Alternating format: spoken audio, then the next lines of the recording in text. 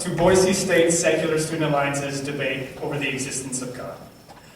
Boise State Secular Student Alliance is a community on campus for students who do not believe. We are a community of atheists, agnostics, free thinkers, and skeptics.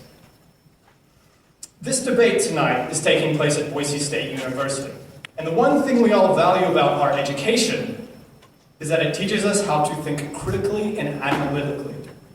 During these 2 hours, we ask you, both religious and non-religious persons, to put aside your biases and to really think about the argument the two debaters are going to present to you.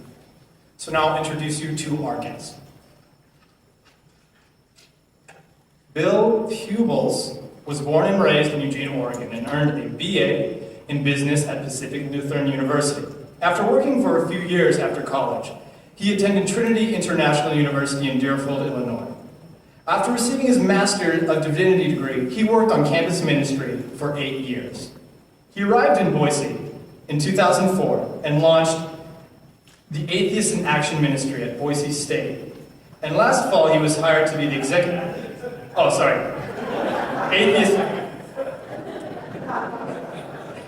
in Action, there's Athletes in Action Ministry at Boise State.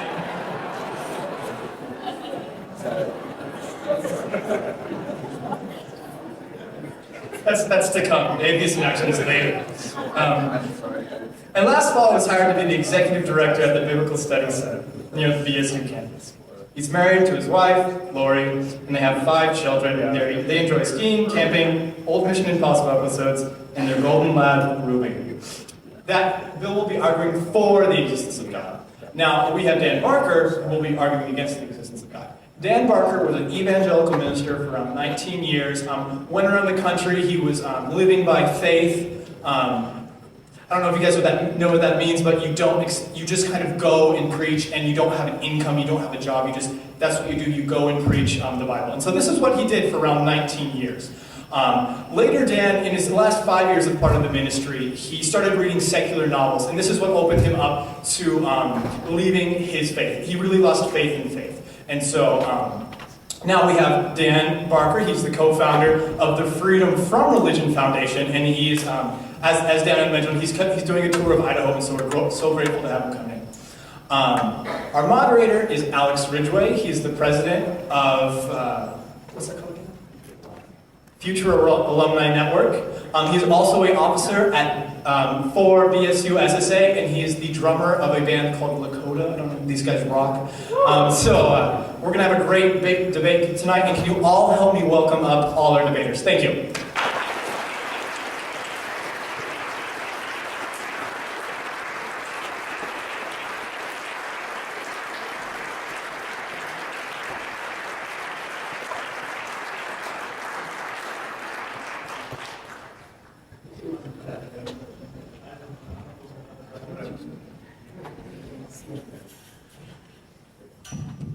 Am I audible? Yes, I am. Perfect.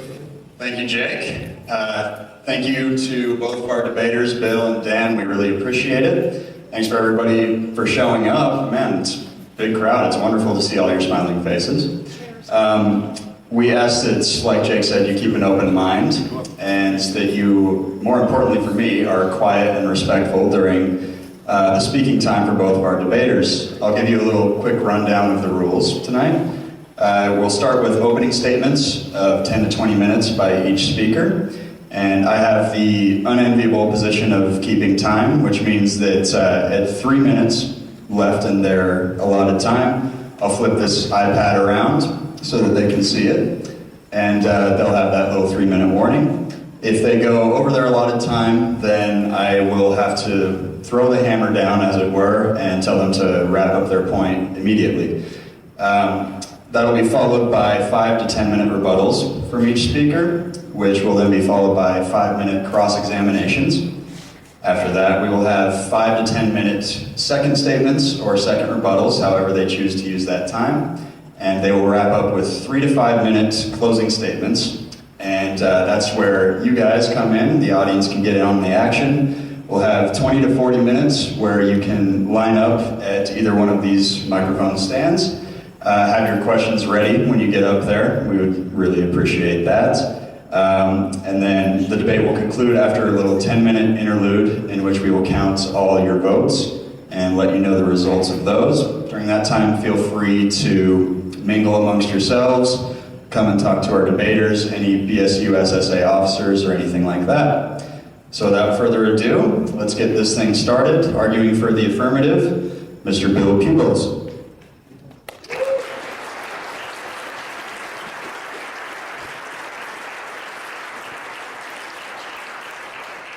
Thanks to the Secular Student Alliance and to Dan.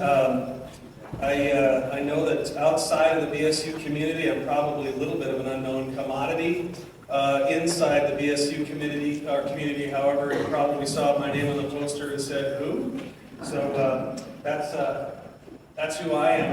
When I let some of my friends know and my family, "Hey, I'm going to be debating an atheist on campus," you could take that phrase and insert the phrase "having major surgery," and you think that's about the same kind of response I got. You know, it's like, "Gee, we'll be praying for you." Oh, that sounds terrible. And, the next was my brother. He called and said, "Who in the world roped you into this thing?" So, actually, it's great to be here, and I'm happy to be a part of this. I appreciate Dan and what he's done, traveling around and bringing this to the forefront. In my mind, it's the most important thing we can be talking about in this life and in this world. This is something that I came to the college campus to talk about, and frankly, boy, you're really upping my numbers here because I can't get anybody to talk to me ever, so this is great. But one of the things that I wanted to share with you to start out with is a little bit of my backstory. I grew up in a religious home. It was very important to me in some ways, but also not that important in other ways. And I made a profession of faith and went through some difficult times, but really I hit a crisis point when I was in college. And when I was in college, I started taking some classes and I thought, oh, this is great, I'm going to learn about the historical Jesus. And I'm nothing like what I thought the historical Jesus was. And I learned about criticism, the German critics of the 19th century and some of those things. And my own faith just kind of whittled away to a point that I had nothing left. I just looked at it and said, well, what in the world? What is this? But I was always a deep thinker since I was a little kid. And by deep, I mean I used to sit there on the curb of by my house and stare up and imagine how far could I imagine close to infinity. And I can picture a little arrow shooting out and just going as far as I could, as long as I could, just picturing it. And I kind of get tired and then I throw a rock at a squirrel or something. But I was always thinking about these things. Even when I was in the middle of sports competitions, my mind would go to things like, what's the point of all this? We're running around and it's like, Bill, come on, third down, big down. Okay, got third down, fourth down. What's the difference? One of you will just die now. Literally, and I don't know if that gives me credit or takes away, but I thought those kinds of thoughts a lot. So when I was in college and I had a difficult time with trying to imagine whether God was real or not, or whether what the Bible said was true or not, it was a frustrating time for me. And I felt a tremendous sense of loyalty to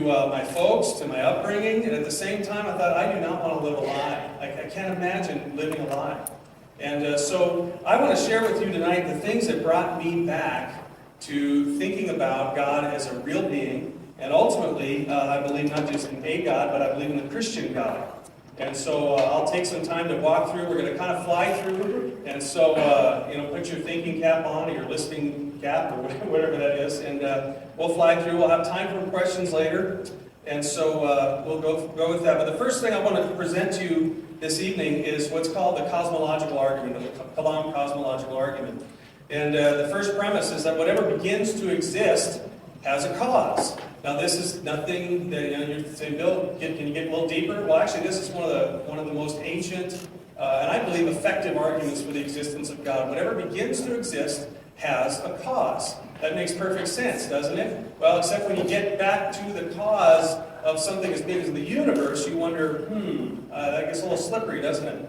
Well, one thing we have to establish is, did the universe ever have a beginning? And scientists now almost unequivocally agree that the universe came into existence, space-time, about 13.7 billion years ago. and they can trace that back. And so, if you're going to disagree with that point, you're going to have to argue with some scientists. But also imagine that if the universe were infinite, and imagine that all of a sudden across this stage we had lined up some dominoes, and we just said, hey, from infinity past, now comes the dominoes hitting each other right across the stage. And right in the middle there is this one domino, and as it falls, you pick it up and say, okay, what number is on that domino? There's no way to number that domino because it's infinity past. And there's no number, there's no possible number that could be on that domino. And so if there's an infinity in the past, we could never reach the present. We couldn't actually get here. We wouldn't even be here talking about it. There's such a thing as infinity past. Common experience and scientific evidence confirm the truth of premise 1, and I just gave you the argument for premise 2, which is the universe began to exist. And therefore the universe has a cause. And this is what I think is important to realize when you're looking at, okay, what is this cause of the universe? Well, there has to be something that caused it. It couldn't have just popped into existence. Something caused it. So what is this? Well, it must have been immeasurably powerful to bring into existence everything that exists in space-time. Before material existed, it must have been immaterial. It must have been timeless. It's before timeless, and it's before it's before time. Must have been spaceless. It is before any actual space, and it must be uncaused because it couldn't have been caused. Then you just bump it back another layer and say, well, what caused that? And then finally, it must have somehow at some point, because the universe itself is not necessary, it doesn't have to exist by anything that we can observe, it must have had a will to bring it into existence. And if you have a will, an uncaused, timeless, spaceless, immaterial, immeasurably powerful, personal creator is what that is. And you can name it whatever you want, but I'm going to argue that at the beginning, philosophically, we're either going to make the assumption that we're living in just a material universe, and that's what shapes our thinking about everything else, or we're going to bump it past that and say we're actually living in the primary reality of this universe is actually that thing that I just described, the uncaused, timeless, spaceless, immaterial, immeasurably powerful personal creator. And that is the ultimate reality that we have to use to inform us on what this physical time-space continuum reality is. The cosmological argument is actually perfectly consistent with standard current scientific theory. If you want to get a little bit more, dig down a little bit, there's also the argument from design.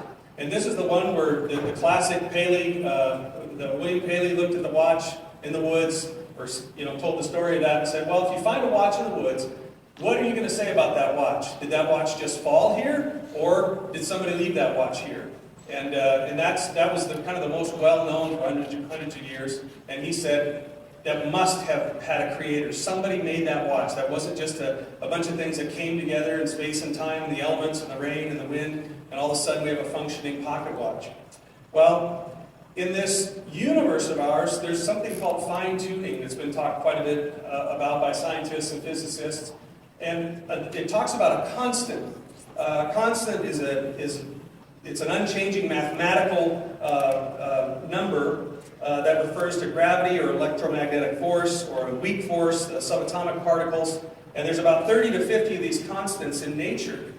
And what's interesting is these constants could be anything. They're not necessarily have to be what they are, but they just are that. And if any single point of these were slightly smaller or slightly bigger by even a billionth of a percentage point, we couldn't have life on this planet and in this universe as we know it.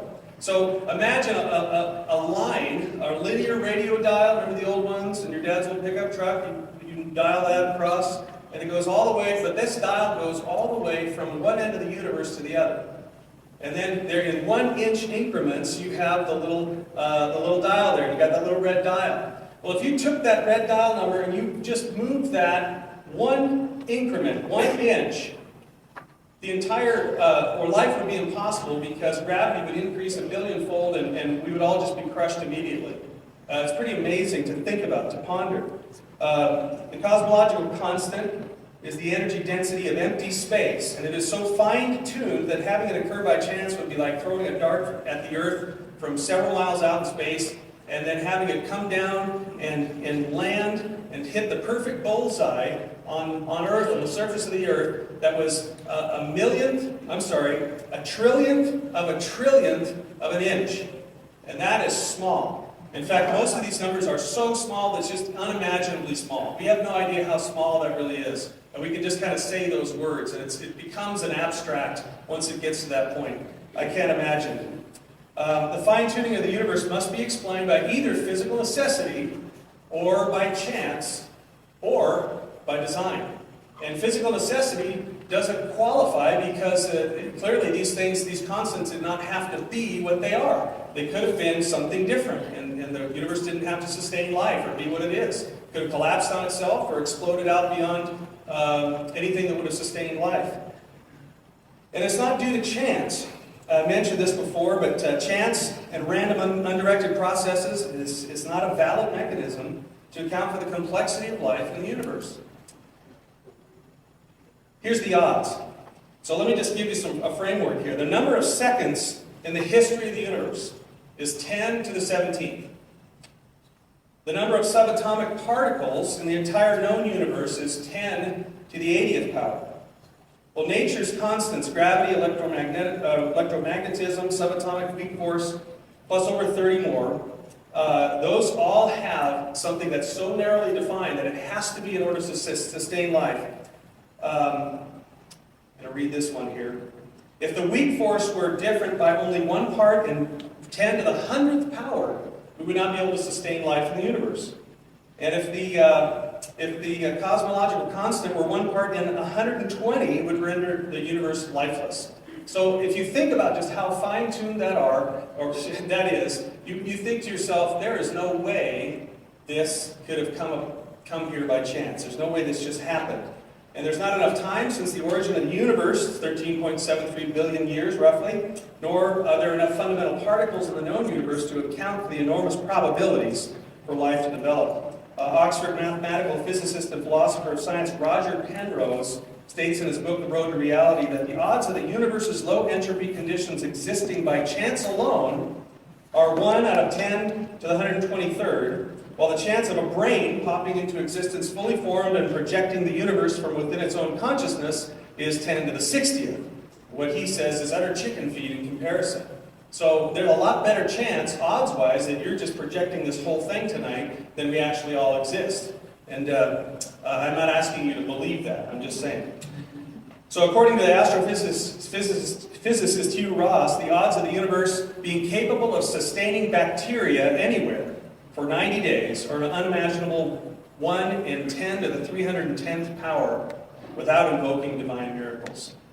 So Stephen Hawking says this in his most recent book: our universe and its laws appear to have a design that is both tailor-made to support us and, if we are to exist, leaves little room for alteration. That is not easily explained and raises the natural question of why it is that way. The discovery relatively recently of extreme fine-tuning of so many of the laws of nature could lead at least some of us back to the old idea that this grand design is the work of some grand designer. That's the argument from design. I want to move on to the argument from morality. If God does not exist, then objective moral values and duties do not exist. Objective moral values and duties require God. Where do you get worth? Where do you get ultimate meaning, values, and purpose if not from something that has given it to us, has infused it into us? Ultimate meaning, values, and purpose are what basically run our entire motivational system in our heart, if you think of it that way. And the bottom line is, there's no way to just self-generate those. We can make it up, as one scientist said. We have to live according to what he called a noble lie.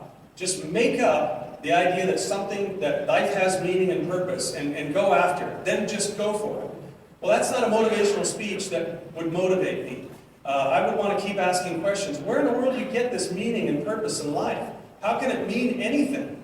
I spent time pondering the question, which is, I think would be a good question for the debate tonight, why not kill myself? And the answer I came up with that summer was, I think I might be able to be a starter on the football team this fall. And so I kind of kept working out and decided not to go that direction that time. But you know, that's not a very sustaining vision. I need to have answers that go much deeper. And ultimately, William Lane Craig argues that without God and immortality, life becomes completely meaningless. Because whatever we do doesn't last. Nothing carries over. Objective morals, first premise there was that if God does not exist, then objective moral values and duties do not exist.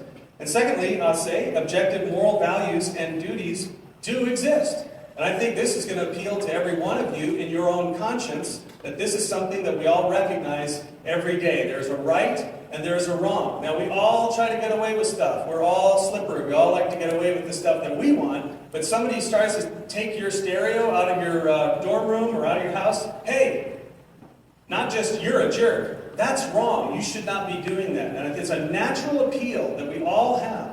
And I would argue that, again, that argument that we have that natural appeal, that we're designed to actually have that. That it's something that's hardwired into us. Rape, murder, 9/11, nobody looks at those things and says, you know, that's the direction we need to head more as a country. That's good. I mean, show me a culture where you think rape is right. It's not right anywhere. And I think that plays into the idea that that objective moral values and duties do exist. You know, we couldn't have a single reformer of our culture if objective moral values and duties did not exist. Martin Luther King wrote this in his famous letter from a Birmingham jail. A just law is a man-made code that squares with the moral law or the law of God. And an unjust law is a code that is out of harmony with the moral law. To put it in terms of St. Thomas Aquinas, an unjust law is a human law that is not rooted in eternal law and natural law. And he's appealing to something that's in our conscience, something that you can just say, you know what, that's right, that ain't right. And now, can it be slippery sometimes? Yes. Can it be difficult to nail down? Yes. But we do have that in our heart. Philosopher Doug Groothuis writes, to deny objective moral reality is illogical and unlivable. Unless an individual is a sociopath, he or she cannot live as if morality did not exist. Therefore, God exists. And that is the argument for morality. I want to move on because I don't believe just in a God, I believe in the Christian God. I want to talk about the reliability of the New Testament. And I'm going to have to zoom through these in 3 minutes. But I want to tell you a few things. The New Testament sources were very early. Scholar A.N. Sherwin White, who is a historian, not a theologian, in his book Roman Society and Roman Law in the New Testament, says it takes at least 2 generations for legend to develop. And after the death of Jesus, what disciples said was a resurrection of Christ, he comments this. He says, for the Gospels to be legends, the rate of legendary accumulation would have to be unbelievable. This is not something that goes along with normal human activity or normal legendary development. Rudolf Pesch, a German expert on the Gospel of Mark, says the Passion source that Mark was using went back to at least AD 37, just 7 years after Jesus' death. Paul, the apostle, quotes a hymn on Christ's death, resurrection, and subsequent appearances that appeared in 1 Corinthians 15, and that has been dated to within 3 to 5 years of the death, and I would add the resurrection. The Gospels are not analogous to folk tales or contemporary urban legends. They are historical biographies that deal with real people, places, and events, and they read like that. The Jewish transmission of sacred texts was highly developed and very well established. There were restraints on the embellishment of those kind of things. The Gospel writers had proven track records. In archaeology, William Albright writes this: the excessive skepticism shown toward the Bible by important historical schools of the 18th and 19th centuries, certain phases of which still appear periodically, has been progressively discredited. Discovery after discovery has established the accuracy of innumerable details and brought increased recognition to the value of the Bible as a source of history. And I believe I'm No, I still have a minute, so I'm going to tell you that the disciples were not power-hungry revolutionaries, but proponents of a covenant of grace between man and God, and most of them were killed for proclaiming the resurrection of Jesus Christ. And I'd add today that what we have today is a New Testament that is virtually like looking into a window with what the original apostles wrote. And we can believe what it said, and we can trust the reliability of the transmission as well.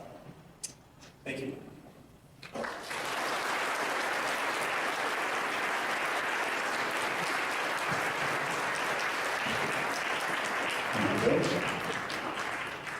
Dan, your time starts whenever you're ready. Thank you, Bill. Very articulate. And thank you, SSA. What a great group, Secular Student Alliance. Like this are all over the country, all over the world. There's some kind of a change happening with free thinkers, atheists, and agnostics getting more involved. Right now, you know what the fastest growing religion is in the United States? Non-religion. Christianity is shrinking, Judaism is shrinking. Non-religion is growing faster than any other, and this country is changing. It's about time that we're getting a lot more secular, getting away from the mythologies and the superstitions of the past. I used to be a believer, as you know. I was a preacher, I was an evangelical minister. I confessed my sins to Jesus as a teenager, accepted him into my heart. I was a born-again Christian. I preached the gospel. I believed it. Some Christians try to say, well, Dan, you weren't a true believer because you would never have left it.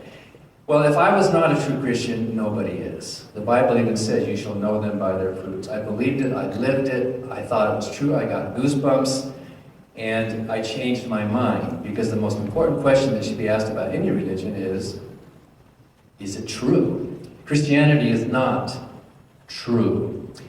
During my rebuttal time, I will respond to the points that Bill made and show what's wrong with all of them. We've been debating these issues for a long time, and all of them are very bad and weak, and some are just plain wrong, and I'll explain why during my rebuttal time. Tonight is Friday. Who knows what Friday means? What does the word Friday mean? Frigg's Day. Yeah, there was a Norse goddess named Frigg, and we have a whole day of the week named after her. She was married to Odin. That was Wednesday. And they had a son named Thor. That was Thursday. How many people in this room believe in the actual existence of Frigg?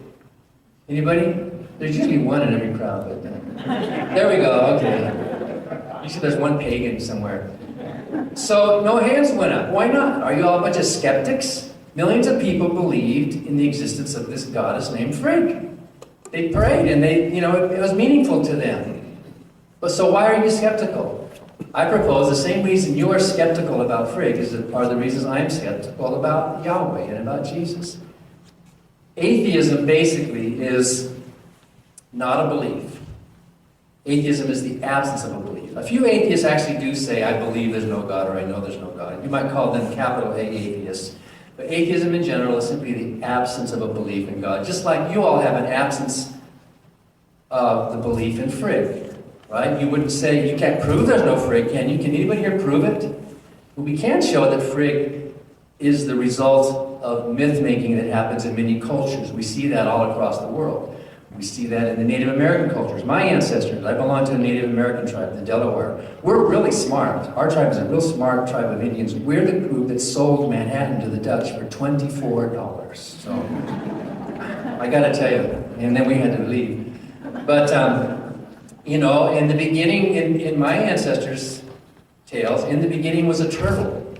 And the turtle was floating across this endless body of water, and then it went down and brought up some mud, and the mud dried and became the continent, and it expanded, and then some trees grew, and then the rabbit came along and kicked the blood clot, and a human came out of that, and so on. Many Native American cultures on this continent had this idea of the creation. How many here believe in the existence of that turtle?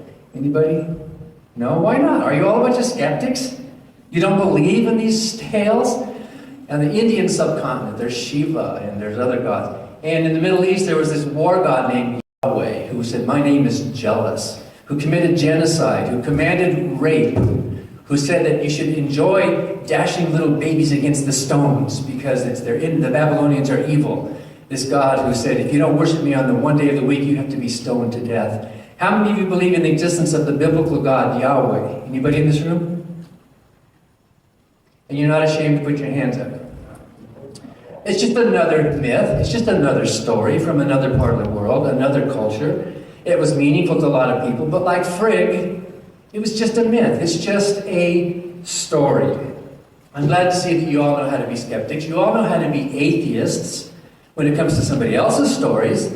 You will understand why we who call ourselves atheists are skeptical of your story. It's just a story. Atheism is the absence of a belief. If atheism is a religion, you've heard the old joke, if atheism is a religion, then baldness is a hair color. Or off is a TV channel. It's not a positive statement. Atheism is simply the lack of a belief in a God. Theism is a belief. Theism is not knowledge. If theism were knowledge, we would all know it, and we wouldn't even have this debate. There wouldn't be any atheists, but there are. Millions of good people, tens of millions in this country, hundreds of millions around the world, do not believe in a God, and they have moral lives, loving, productive lives, good lives without saddling themselves with some ancient mythological belief that you have to jump through so many hoops to justify. I'm going to suggest 6 reasons, 6 absences that justify being an atheist. Atheism doesn't prove there's no God any more than a leprechaunism proves that there's no leprechauns, but I think we have pretty good reasons to be suspicious of the existence of leprechauns, in spite of Lucky Charms. We see the pictures, doesn't that tell you something? Myths are created by cultures, right? So the Yahweh myth is created by a culture. Here are the 6 absences. The first one is the absence of a coherent definition of this God that believers are arguing for. We don't even know what we're talking about. The Bible says God is a spirit, and they that worship him must worship in spirit and in truth. What does spirit mean? And I'm going to ask you during cross-examination, Bill, to give us a positive definition of spirit. Not negative, like incorporeal, intangible, ineffable, but actually what it is. If God is made of spirit. You and I are made out of matter, and we know what matter is pretty much, but what is spirit? Also, many of the definitions of God are self-contradictory. Could we have a debate about the existence of a married bachelor? That would be silly. Married bachelors not only don't exist, they can't exist. And there are so many different characteristics of so many of these gods, including the Christian God, that cancel each other out. For example, here's just one. According to Christianity, God is a personal being, and even Bill used that phrase, who knows the future. But if you know the future, you can't be a personal being. To be a personal being means you can make decisions, you can make choices. But if you know the future is fixed and you can't change it, which puts limits on your power. So if there's a God who's personal, who can make decisions, and if that God knows the future, knows his own future actions that cannot be changed, then that God has no power to make any decisions between now and then. That God can't change his mind, otherwise he's not omnipotent. That's one of many incompatible properties as the way some gods are defined. And by that definition, I would say not only am I an atheist, I know that God doesn't exist in the same way that I know a married bachelor doesn't exist. The second absence is the absence of evidence. If there were evidence for a God, we wouldn't be having this debate. Why are there so many atheists? Are we all just a bunch of evil, angry people who are stupid and we just want to be free of moral restraints and we don't want to have to... Is that why you think atheists exist? Perhaps atheists exist because there's no evidence. There's no real evidence. If there were evidence, it would have been on the table. Well, we heard a little bit about the resurrection, and we'll talk about that later. I'll tell Bill what's wrong with that scenario. But usually, the existence of God has to be taken by faith. And even the Bible says, he who comes to God must believe that he is. No one in this room knows that God exists. No one does. Belief is not knowledge. If you have to accept a claim by faith, you're admitting that that claim is not strong enough to be accepted on its own merits. If it's strong enough, you don't need faith. Faith is actually an admission of weakness. Faith is a form of agnosticism. Faith is a way of saying, I don't know, so I'm going to jump above and beyond. What if scientists were to gather together every Sunday morning and get in a huddle and start bowing their heads and saying, yes, the Higgs boson is real. I know the Higgs boson is real. I will be strong. I will have faith. I will believe. I will not be tempted to disbelieve that the Higgs boson is real, that it brings mass to, yes, the God particle is real. Amen. You know, what if they did that? Wouldn't you think they were somewhat insecure on the concept? Right? If that's what believers do, they gather together, let's have faith, let's be strong, don't be tempted. You believers don't have knowledge.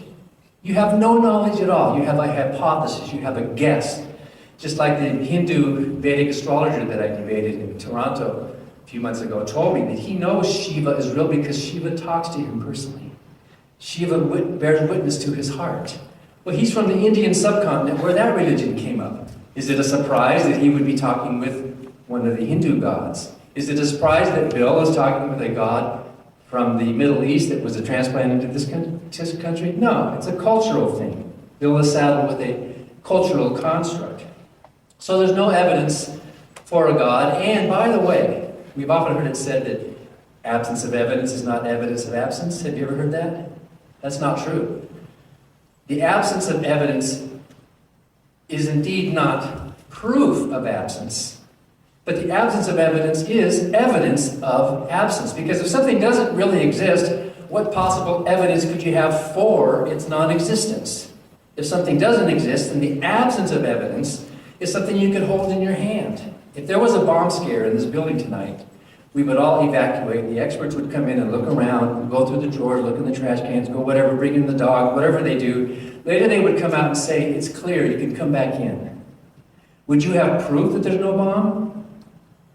But they would probably have made a chart. They've gone through the whole room, everything, they would check it off. That chart you could hold in your hand would be evidence of absence. As we look through the universe, as we look through the cosmos, if there is a God, the universe should be different from what it is if there weren't. And as we look through the room, we look through the drawers, we look through the trash cans, we don't see it. We don't find it. It's not there. It's a myth and it's a faith statement. The third absence is the absence of a good argument for a God. And Bill gave us 3 tonight, which we'll talk about during rebuttal time. But they're bad arguments. Most of them end up either begging the question, as he did tonight somewhat, or they are incoherent. Some of them are just, they make statements that are incoherent. Some of them commit what's known as the category error, comparing apples with oranges, or reifying a concept, which is another thing that Bill did tonight, the fallacy of reification, where you take a concept and turn it into a thing, as he did with the word morality. So there are no good arguments. They usually turn back on themselves and destroy themselves. For example, we'll talk about the design argument. But if it's true that complexity needs a designer, then isn't the mind of God complex? It's a mystery that's answered with another mystery, which therefore answers nothing. It doesn't connect any dots. What it does is it makes you feel good in your faith, but it doesn't connect any real dots in the real world. The fourth absence, and I think this is very telling, it's the absence of agreement among believers, people who believe in God. Paul tells the believers in 1 Corinthians, the first chapter, to be of one mind, to have no divisions, to be perfectly united. He later, 14 chapters later, he says, God is not the author of confusion. But can you think of a single book that's caused more confusion than the Bible? The divisions, the denominations, the sects, the fights, the Catholics killing Protestants, Protestants killing each other, telling each other that they are heretics and wrong. There is no unity, there's no agreement among believers, and especially on moral principles. Bill talks about these moral absolutes. Where are they?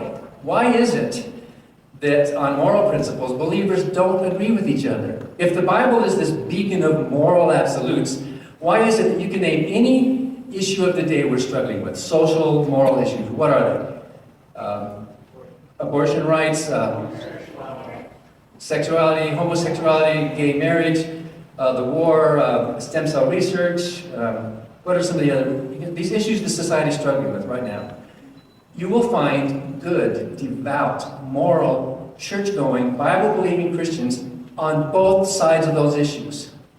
In the marches, you will find them both. They don't agree. They are not of one mind. They are all splintered and fractured, and they don't have any idea who this God is if you take them. Of course, each one thinks they have the truth. But obviously, You Christians, you believers should get your act together first before you ask us to sign on to this, whatever this thing is you think is out there. The fifth absence is the absence of a good reply to the problem of evil. And theologians admit that's the Achilles heel of theism, is the problem of evil. If God is defined as a good God. If God is defined as a bad God, well, then all bets are off, right? It kind of looks like it, doesn't it? All you have to do, just open your eyes and think. Just look at the real world, right? All you have to do is walk into any children's hospital, and you know there's no God. You know it. Those children are dying at the same random, heartbreaking rate as anyone else. People who pray for their kids, people who read the Bible, who ask for God's blessing, there's no difference. Prayer makes no difference at all. Once in a while, somebody will say, aha, I prayed and Grandma lived for another week or something. But when you look at the actual numbers, prayer and miracles don't work. If they did, that would change everything. If miracles and prayer actually made a real difference in the world, if they really did, we would all know that. Science would know that. Medicine would know that. We would know it, but we don't because it doesn't. If there's a good God, he does not exist. There might be some indifferent God, or there might be an evil God, but if God is defined as a good God, the problem of evil is a serious problem, and there are many theodicies that theologians and apologists have tried to come up with, such as Hicks's soul-building theodicy, sufferings to make us stronger. But actually, empirically, suffering makes things a lot worse for a lot of people. Some people's lives are ruined by suffering. Suffering doesn't usually always make people stronger. Christians talk about it. I used to preach, you will get strong as you come through the valley. But in many cases, lives are ruined because of this suffering.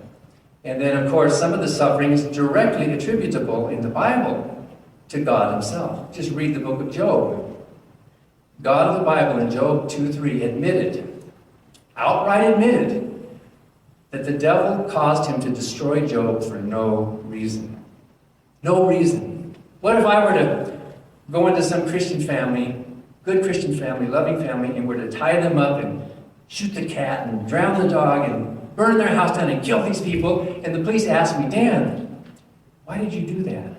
And I were to say, no reason, the devil made me do it. Well, that's the book of Job. In the book of Job, God admitted he had no reason. The devil made him do it. Talk about a moral monster. Talk about a lack of moral accountability. Talk about, if you want to deal with the problem of evil, then God gets the blame for the evil in the universe. Finally, the final absence is the absence of a need for belief in God. We don't need it. Unless you are mentally unhealthy in some way and you need some kind of a crutch, and no one in this room is like that. Millions of people live really good lives without this belief in some supernatural being. Moral. There are good, strong reasons for moral principles outside of the theistic idea, and I'll talk about that during rebuttal time. How Bill is misconstruing, and how most theists and how most Christians misconstrue the very idea of morality. Atheists and agnostics are just like everyone else. In fact, statistically, born-again Christians fare much worse on many measures of success, including divorce. Born-again Christians have a higher divorce rate than atheists. Did you know that? They take just as many drugs for depression. They have just as many financial problems, just as many, illnesses in that. They commit more crimes in the federal prisons right now. The percentage of atheists in federal prisons right now is 0.02%. Not 2%, but 0.02%. When atheists in the general population are, depending what poll you conduct, 3 to 5 to 9% of the population, depending how you define it. So atheists are vastly underrepresented in the criminal system, and Christians are overrepresented. So there's no need to believe. You can have a wonderful, purposeful life, and my next book is coming out, actually kind of nicely addresses some of the points that Bill raised about purpose and meaning. And there's 1 minute left. Let me see if I can do it with 1 minute here.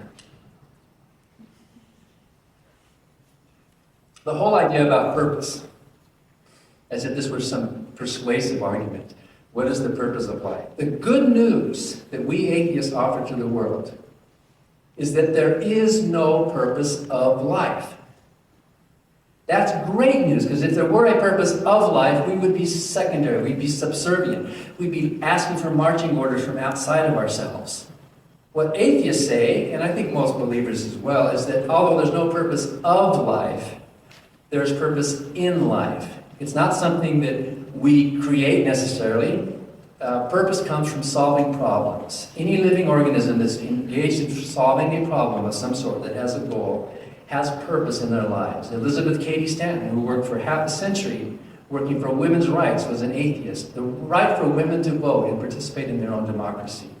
So atheists and agnostics offer to the world a better sense and a better understanding of meaning and purpose. And during my rebuttal, I will reply to the arguments that Bill raised. Thank you.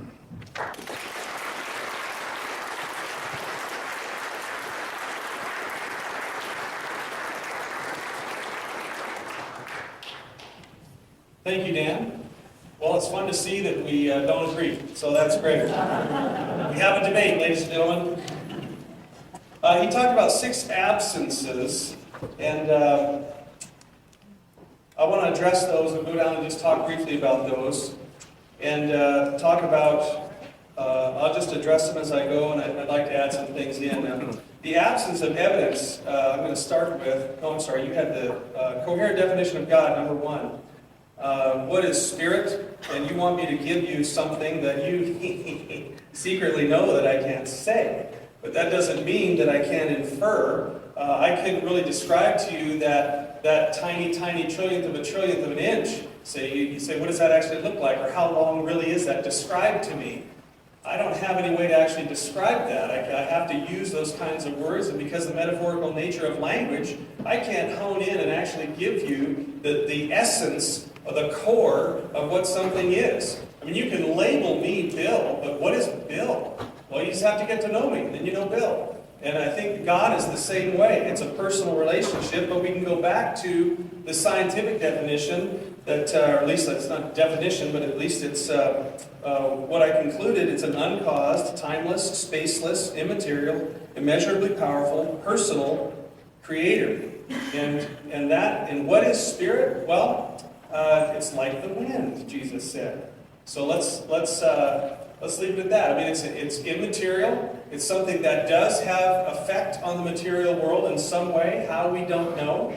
But I can't describe. In fact, there's people that really know what they're talking about that have a very difficult time describing quantum mechanics. There are people that talk about string theory.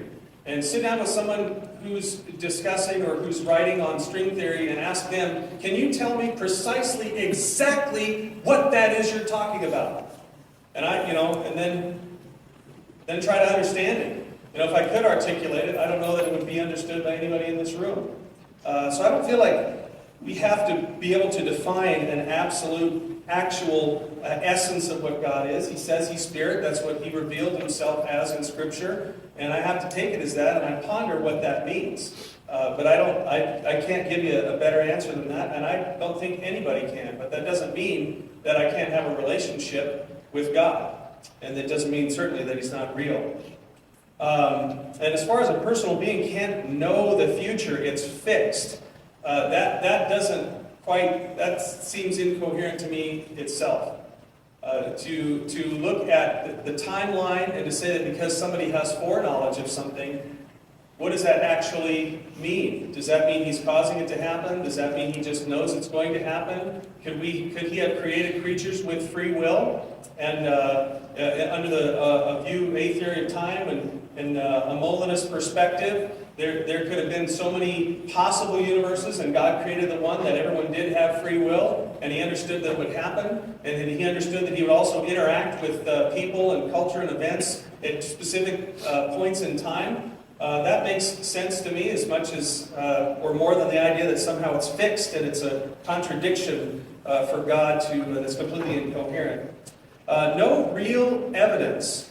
What's the difference between evidence and real evidence? Is evidence what the lawyer in court just kind of shows up? Well, I didn't really have anything, so I'm going to show some pictures my kids made, and then they say, it's not real evidence.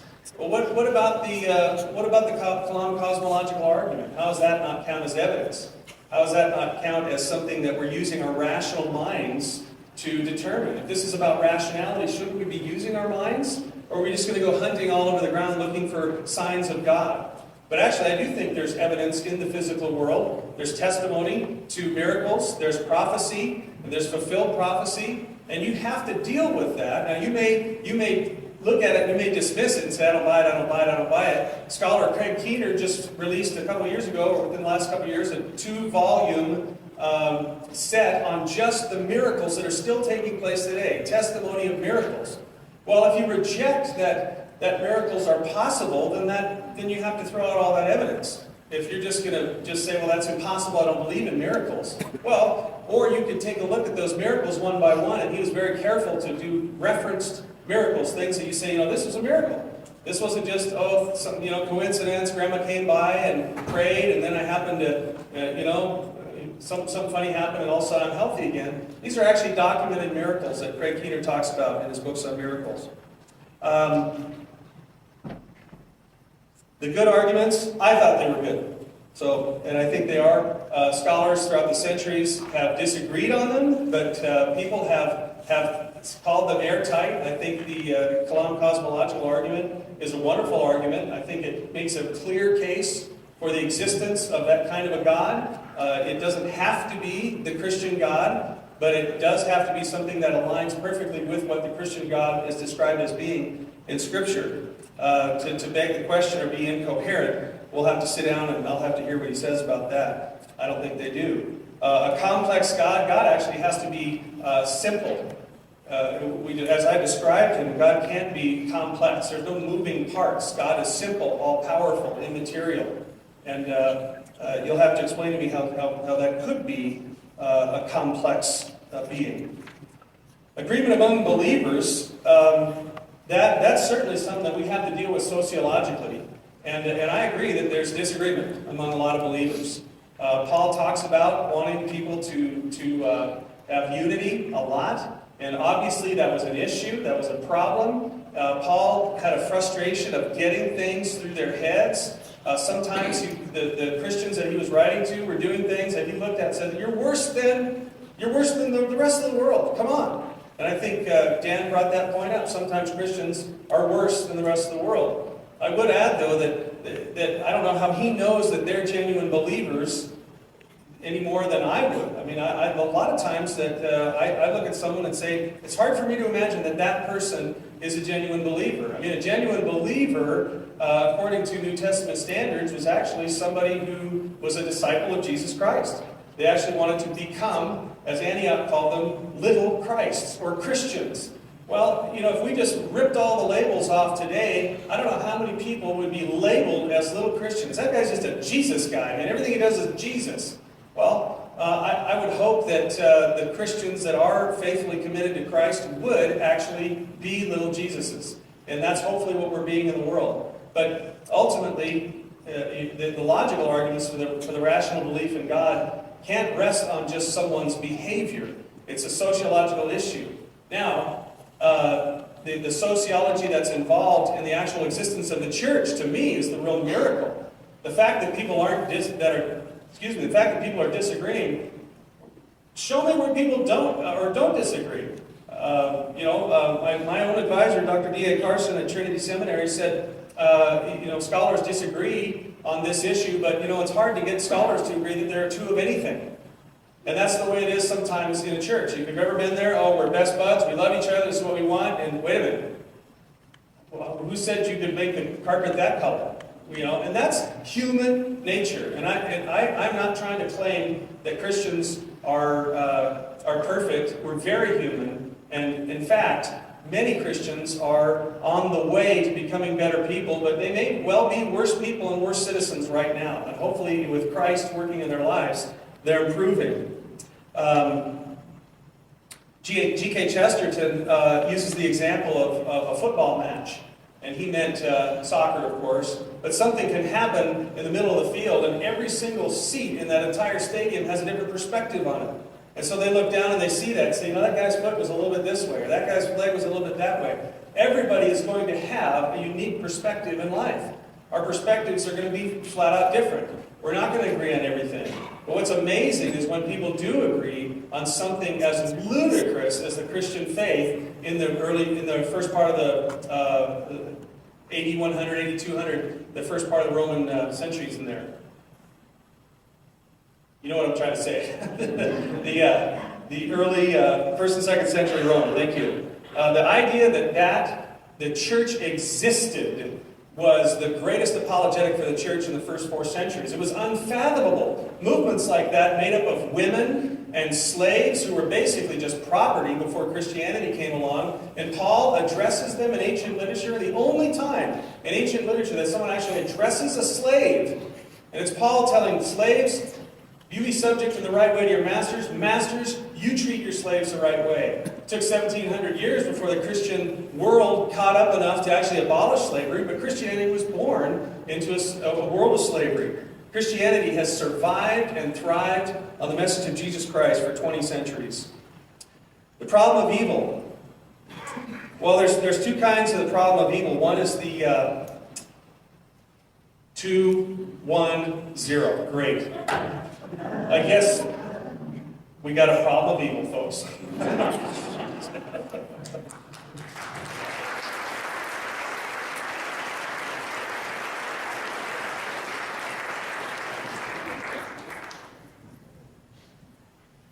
I understand, Bill, when you're talking on the clock and you only have half as much time to rebut that you had to open, there's no way. I raised 6 arguments and he raised 4, and let's see how much we can do here to start with. You defined spirit as wind, and in the Greek, the pneuma, the pneuma of the Greek, you say it's like the wind, but wind is material. Wind can be measured. Wind occupies space. Wind has air pressure. Wind has properties to it that are material. So I think you're basically saying that word in the New Testament, those authors didn't even know what it meant. It was just a word. You may want to say blah. God is a blah, because you can't define what it is. You think you know what it is. But at least quantum mechanics can be explained mathematically. There can be models made of it, even if you don't understand it. What models can be made of a spirit? We don't even know what that thing is, or if it even is a thing. The Kalam cosmological argument is a bad argument. It has been beat to death many, many times. William Lane Craig is famous for saying it over and over again, but it commits many category errors. It compares apples and oranges. For example, the first premise, whatever begins to exist had a cause. Second premise, the universe began to exist. The word begin in one context doesn't apply outside of the context. It's like jumping up one logical order. If I were to say, every member of an orchestra plays in harmony with every other member of that orchestra, does it therefore follow that every orchestra plays in harmony with every other orchestra? That's called a category error. You're jumping to the wrong logical sphere. It doesn't follow. So this Kalam argument is mixing apples and oranges by saying within the natural universe that we have here, whatever begins to exist has a cause. The universe began to exist, therefore the universe had a cause. That doesn't follow. That's illogical. That's jumping up to another logical sphere. And William Lane Craig has been told that many times, and yet he persists in that. It's a fallacy. It's a bad argument. Also, it falls apart on its own merits, because the kalam, that word kalam is from an Arabic word, which originally had to do with the impossibility of an infinite series of preceding effects. Just like Bill talked about the dominoes, where it was the first domino. If there were an infinite series of preceding effects and causes, we never could have traversed it to get to now, could we? That's the kalam argument. And yet we are here now, therefore there must have been a finite series, basically. But think about this. If there's a God, the mind of this God is complex. It makes decisions. It has thoughts. It has desires. It is functioning in some way. It's not just a random jumble of and then God didn't just wake up one day and say, oh, look, I created a universe. I guess now I'm going to decide to create the universe. Even in the mind of a God, there has to be a logical progression of antecedent thoughts, right? Before God does something, God decides to do it. Before he decides to do it, he has a desire to decide, or a wish, whatever. Whatever's happening in this mind of this being had preceding, antecedent causes in his own mind. Therefore, if the Kalam argument is correct, God himself could not have had a first thought. If Bill is right, that an infinite series of preceding effects is impossible, then a God is impossible. By the same reasoning. Take that argument and apply it to God himself. You do the same thing with the design argument. If a watch needs to be designed by something bigger and more complex than it to design it, the mind of a God is a functioning thing within the cosmos. Now back to the cosmological argument. Another fallacy that's being made here is to compare the universe, which we do know pretty much from cosmology, there was a beginning to this particular universe. But this universe is just one universe. It doesn't follow that because this universe had a beginning, that the cosmos itself had a beginning.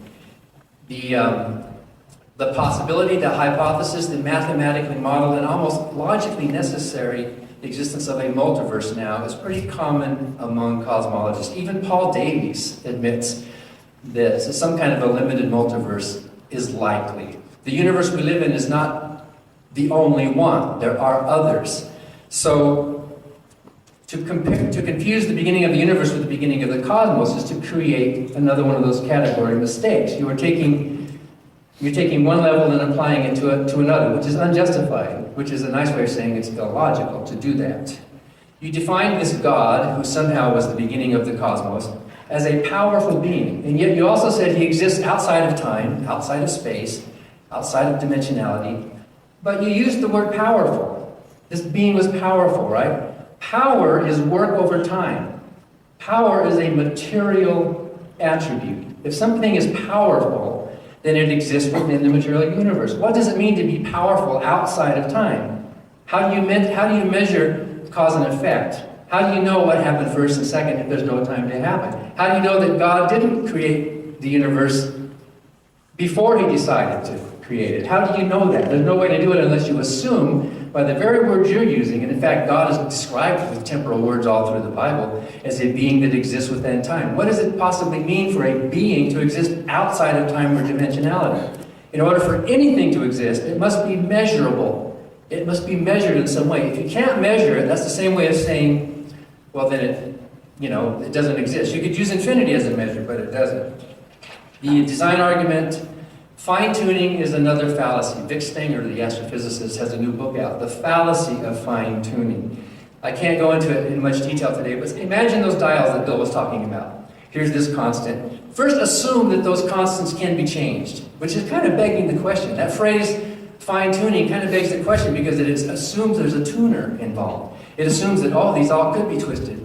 But what Vic Stenger and others point out is that, if you turn this knob even by the tiniest bit here, the universe would not be life-friendly. However, you can turn this knob this way, but turn this knob this way. You can bring it into balance. There's more than one way to have a life-friendly universe, and it doesn't have to be the kind of life that we know. And in fact, if the multiverse is plausible. In fact, some scientists think now we actually have indirect evidence for the multiverse. They used to think you could not possibly have that, meaning that our universe is just one of many. And if that's true, how many? What's the principle that's limiting it to one? What is it that says universes can only occur in number one? Who made that rule? How do we know that the universe that we live in isn't one of multiples, either through time or through multidimensionality or through whatever? Many cosmologists, including Stenger, agree that the most likely scenario, because of the inflationary universe from the Big Bang, is that our universe is one little tiny bubble in a huge champagne glass of multiple universes in which most of them are stillborn. Most of them don't have the right constants. It's hard for our brains to wrap around the large numbers that he was talking about, but that actually proves our point. How do you get a probability? By dividing one number by another. If the numerator and the denominator are close to each other, you have 1. If this one's higher, you have a greater than 1% probability. So, since neither of us know how many universes there are, we can't assess the probability of those fine-tuning constants. Your assumption is that there's only one universe. If there are hundreds, that drops it. If there are billions, that drops it even more. If there are trillions, if there's an infinite number, then we've had this debate before. We've had this conversation before. If there is an infinite number, it's happened over and over again. That's exciting, and cosmologists are not dismissing that probability. Cosmologists are seriously considering it, and there is some right now, indirect evidence for the fact of at least one more universe outside of our own event horizon. And if you think the constants couldn't be changed, how do you know that? Oh, 1 minute to talk about moral values. Morality is not a thing. Values are not things. They are functions of a mind of some sort. There are no ultimate absolute values. There are relative values to a living organism. A living organism has needs and wants, and that, by definition, are values to that organism. What we atheists and agnostics say is that there do indeed exist good objective reasons to justify our moral decisions that are better than following commandments, following objective rules. If you follow absolute commandments, you get into trouble. I think history shows this. The people who turn off their reasoning ability, who don't actually possess a moral philosophy of their own, who just ask daddy to tell them what to do, are very dangerous people. And so I hope we can talk a little bit more. I think one of the fallacies that Bill is making here is he's confusing, and William Lane Craig does the same thing, and so does Rick Warren. He's confusing ultimate value and ultimate meaning with immediate value and immediate meaning. Just because purpose and meaning and value are not ultimate doesn't mean they aren't real. Just because they don't last forever doesn't mean they aren't real. They are very important and real to us as human beings.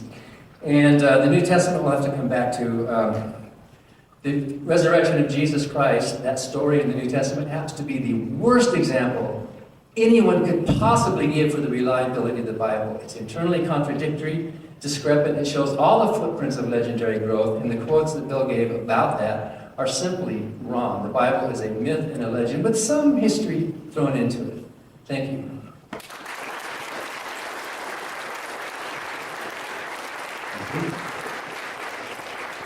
So we will be asking Dan questions on this 5 minutes of cross-examination, and then Dan, you will follow. Yeah, Dan, I'd like to know, you've made it, one of the themes that seems to come out for me, just listening and being a part of this, is some very confident assertions of things that I'm wondering how you're more confident in a multiverse than a single universe. I'm wondering how you're so confident that there are no ultimate values. And you also talk a lot about knowledge and how you know. For instance, you said you walk into a children's hospital and you know that there is no God. And yet you said no, somebody else that claims that they know that there's a God, you say they're flat out wrong. So this gets into me, that starts to feel like kind of a says-you debate. Would you explain your theory of knowledge and how it is that you know that there's no God when you see children? Yeah, well, I preceded that statement with the claim that if God is defined as a good God, if, and that's a condition, right? God might be an evil God, in which case the argument wouldn't work. But if God is defined as an all-powerful, all-loving, good God, then that God does not exist because of the problem of evil, right? It doesn't disprove any other kinds of gods, but it does lower the probability of the existence of your God. You ask me, what is knowledge? Truth is not a thing. Jesus said, I am the truth, but a person can't be the truth. Truth is not a thing at all. Truth is simply a measure. It's a label for the degree with which a statement corresponds with reality. When you make a statement, then you check reality to see if that statement or proposition actually corresponds or matches in some way. If it has a high level of correspondence, we say it has a high truth value. I don't think any scientists ever say we get to 1.0, but a lot of times, what's it, 97%? What do most scientists say these days? When we say we're close enough to round it off, 97, 98%. So truth is, and knowledge is, the degree with which a statement you make. You have to have a statement in order for there to be a truth value, or in order for it to be veridical, which means it can be true or false, right? So you're saying that Jesus was wrong when he claimed to be the truth? Yeah, because a person can't be the truth. You could have a statement that says Jesus is Lord, and that statement is true. You could have that, but Jesus himself cannot be the truth. That's illogical. The writers of the Bible did not understand philosophy. Okay. I'll let Jesus know. Thank you. It's interesting that you would say there's no values. I'd like to have you explain that to me, how there's no values that are ultimate. Yeah, I didn't say there's no values. There are immense values in the world. Okay, then explain what I just jotted down, no values. So go back and... Absolute ultimate values in the cosmos. Total, whatever value you want to think of. For example, our human species, like many species, most species on this planet, need water to survive. So relative to the way we evolve, relative to the way we are on this planet, this water is valuable to us.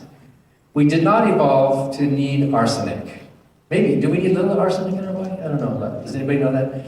So if I were to give you a bottle of arsenic and say, here, drink this, that would be a bad thing. That would be a bad value. But if I give you water, relative to us, but there's no universal valueness in water itself. It's just H2O. It's just molecules. So relative to our species, relative to our needs, relative to how we evolve, relative to what we need to survive in this environment that we're in, conditioned on that, we can say there are immediate local values. There are many of them, like water. And so to say that there are no ultimate absolute values is not to say there are no values. In fact, the immediate local values are more important than any supposed cosmic value. That's irrelevant. I mean, that's almost the opposite of values, to fix it in a certain way. Because what if our species evolves later into something where something else is more valuable or less valuable than before? It's fluid, it's flexible, so we got about a minute left. I want to ask one more question. Right. Tell me what you would tell somebody who is suicidal and comes to you and says, there's no point. I need a deep purpose of life that's lasting. How would you counsel that person? I would tell them you don't need a deep purpose of life that's lasting. You need purpose in life. You have purpose in life. Find a problem to solve. Find an issue, something that motivates you. If you can't find that, then you need some help. You need some mental counseling. You're not mentally stable. You can't, there are some people like that. So you're saying there's such a thing as a person that's not mentally stable? Well, of course. There are people with mental problems.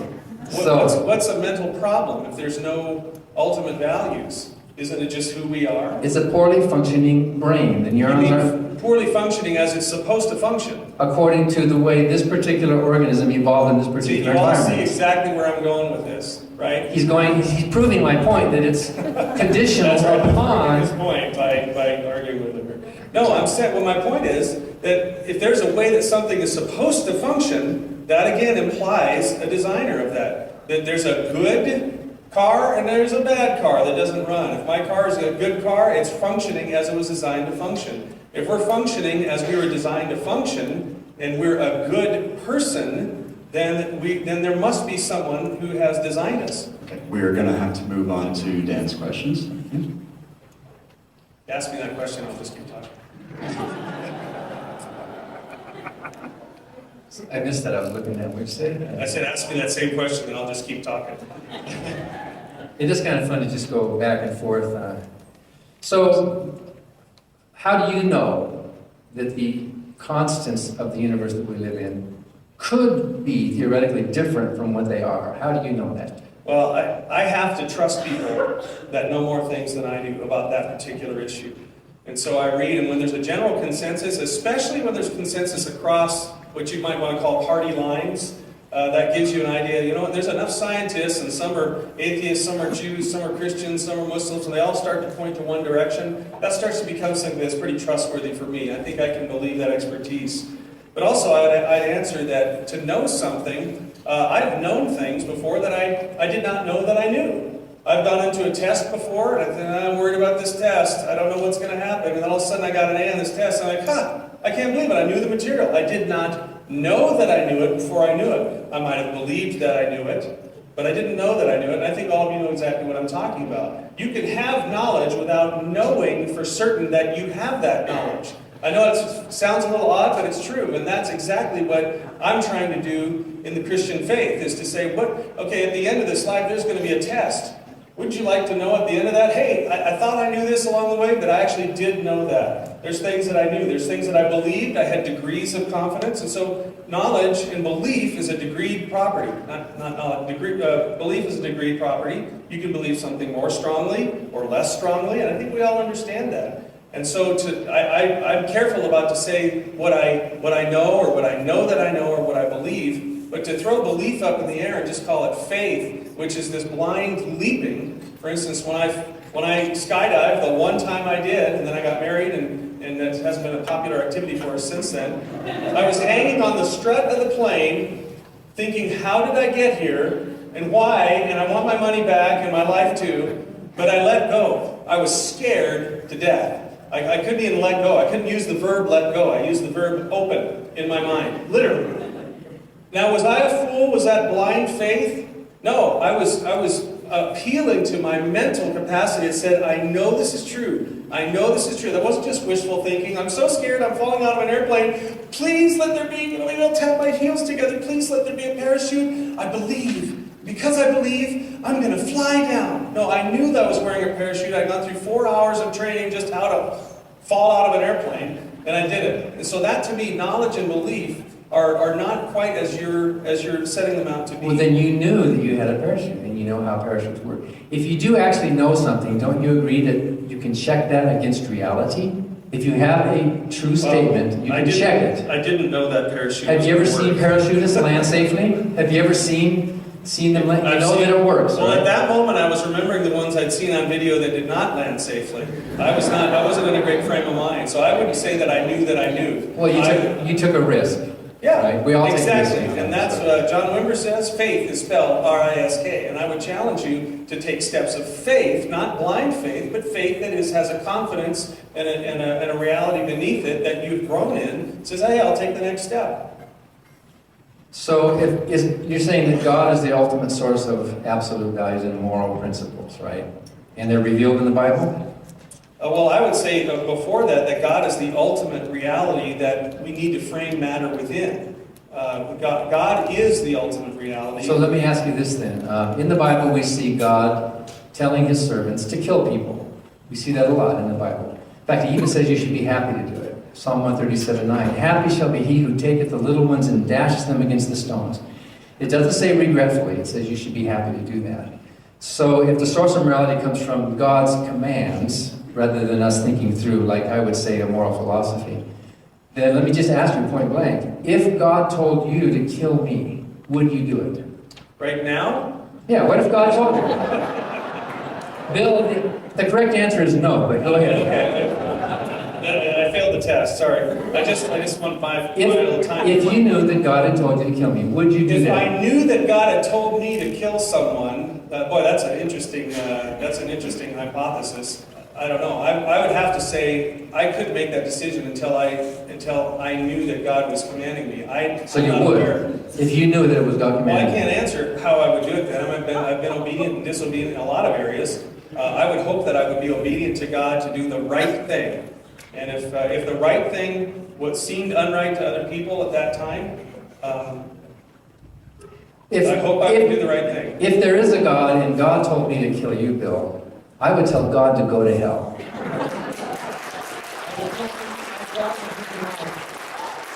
And let me ask the audience, which one of us would you rather be sitting next to on a bus? Thank you, guys. We now have 10 minutes for a second rebuttal or a second statement, however you choose to use your 10 minutes. All right.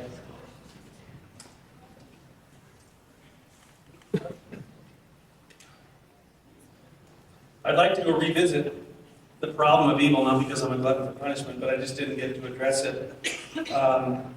The problem of evil is also a self-defeating problem because it does assume things that are not just immediate values. It assumes things that are ultimate values. When you look at something and you have a sense of righteous indignation that this should not be this way, the very sense of should is pointing to something the way that it's supposed to be. This is designed to be a certain way. I get frustrated when I buy a tool and the tool doesn't work the way it's advertised to work. It said it was going to work this way. It's supposed to function a different way. One of the hidden premises, though, in that is that if God were real, if he were all loving and all powerful, first he could create any world that he wanted. And I would argue, no, he cannot create a contradictory world. He cannot create a world in which there's actual libertarian free will that someone has, and he can't create a world in which that everyone's going to do everything that he says for them to do, just to act like robots. And so he's not creating a world that is just a bunch of robots. He's creating a world of people with free will. And that's one hidden premise of that. And another hidden premise in the problem of evil just flew out of my mind. It's probably back there. How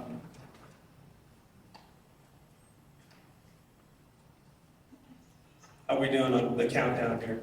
6 months.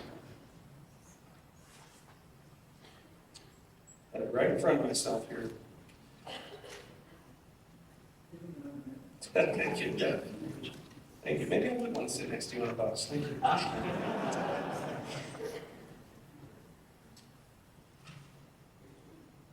Sorry, I just lost my train of thought. I was really on a roll there. The problem of evil is not, it's more of an implicit one. We're looking at it saying, I can't imagine that God, here it comes, that God would create a world in which these things could possibly ever be redeemed for good. And I would just point you to something that I think is a real world issue. C.S. Lewis wrote a book called The Problem of Pain. And he did a job talking about the intellectual or the philosophical problem of pain. But then he lost his wife to cancer, and he wrote another book called A Grief Observed. And when he wrote that book and allowed it to be published later, a lot of people looked at him and said, well, he's lost his faith. And what's interesting is my own wife, who lost her first husband to cancer, she said that was the one book that she read that she said, this guy gets it. There is pain and horrible, horrible suffering in the world. And my answer to that is not to say, well, I reject God. Well, on what grounds? On my righteous indignation, I reject the God that I believe in, because he is not doing things the way it seems clear to me that they ought to be done. And don't get me wrong, I'm not the guy that walks into a cancer ward in a hospital and looks at the children and says, you know what, God's doing whatever he wants to do here, and I'm fine with that. Mask my kids. I would be a wreck. I hate that stuff. I hate death. It's sad. It's a horrible thing, and yet this, to me, is the ultimate step of faith. It was the ultimate temptation for us is to reject God as being a good God. In spite of the things that we see in the world, the things we experience, when we ultimately say, God, I finally reject you, there's no goodness, you're not a good God, and I reject you. And there's a difference between refuting an argument and rejecting it. And I would say that you need to think carefully about whether it's the arguments themselves or whether it's you're just rejecting it. Talk to the hand, not to the face. And I've been there. We've all been there. There's not a single person in this room that has never said to a coach or a parent or an older brother or God, you're not the boss of me. You can't make me. You can't tell me what to do. Everybody here knows what that's like, and that's the rebellion problem we have in our heart. And I can't live personally just thinking that my job is to be on a habit trail wheel. Just going, find a purpose in life. That's a play on words. That doesn't mean anything. Finding a purpose in life to just work and work and work, and there's no ultimate goodness. Jesus offered us the chance to deny ourselves, take up our cross, and follow him. He said, he who seeks to save his life shall lose it, but he who loses his life shall, for my sake and the sake of the gospel, shall find it. He's giving a promise there. But of course, he didn't even know what the word truth meant, so how in the world were we supposed to trust him? Actually, I do trust him, and I think he understood what truth meant. I think he understood exactly what he was trying to communicate to the people when he said, I am the truth. He's not talking about just a verbal proposition there. He's talking about being the ultimate answer in all of creation. We all want to go ask Daddy, don't we? If I delved into every single person's story here, we'd want to ask, I'd hear a lot about your dad. I guarantee you. Your dad was one of the most influential people in your life. And good, bad, ugly, indifferent, absent, there. That is the most profound relationship we have in this world. Every single one of us wants to go ask Daddy. And so when Jesus called God Abba Father, that was unbelievably profound that we can go to God as the Father that we probably never had. I had a very good dad, but guess what? He wasn't perfect, and he knows that. Very good dad. But Abba Father is a perfect Father in heaven who created me, knows me, created my inward parts, and knows me inside and out. And he has a plan that is outside of just running on a habit trail here and trying to act, just basically trying to keep myself busy so I don't kill myself. Where's my time? I can't see that very well. And we're going till 0. Oh, good. All the way to 0. Okay, universe will cool. Second law of thermodynamics. Here we go. I also think that addresses the idea that we have no need for God. I think you're underestimating how deeply people need this, and not just as a psychological projection, but the actual need of something transcendent that they have to believe in because it has to be real, not just the projection, oh, I'm just going to make up something. I think we, as a race of people and around this world, we need that. We need God. Quick comment: atheists in prison. Correlation is not causation. I mean, the idea that how do we know that they're not atheists because they're in prison? I mean, that was the whole Quakers' whole idea for the incarceration system that we have, is that people have time to be alone and reflect and kind of come to their senses. So maybe more people came to their senses in prison. I haven't done any research on that area. I don't know. Let me talk again a little bit about knowledge, because this is something that I believe needs to be addressed. We have taken the Christian faith and we've relegated to the dinghy that's trailing by a rope on the back of the cruise ship of our lives.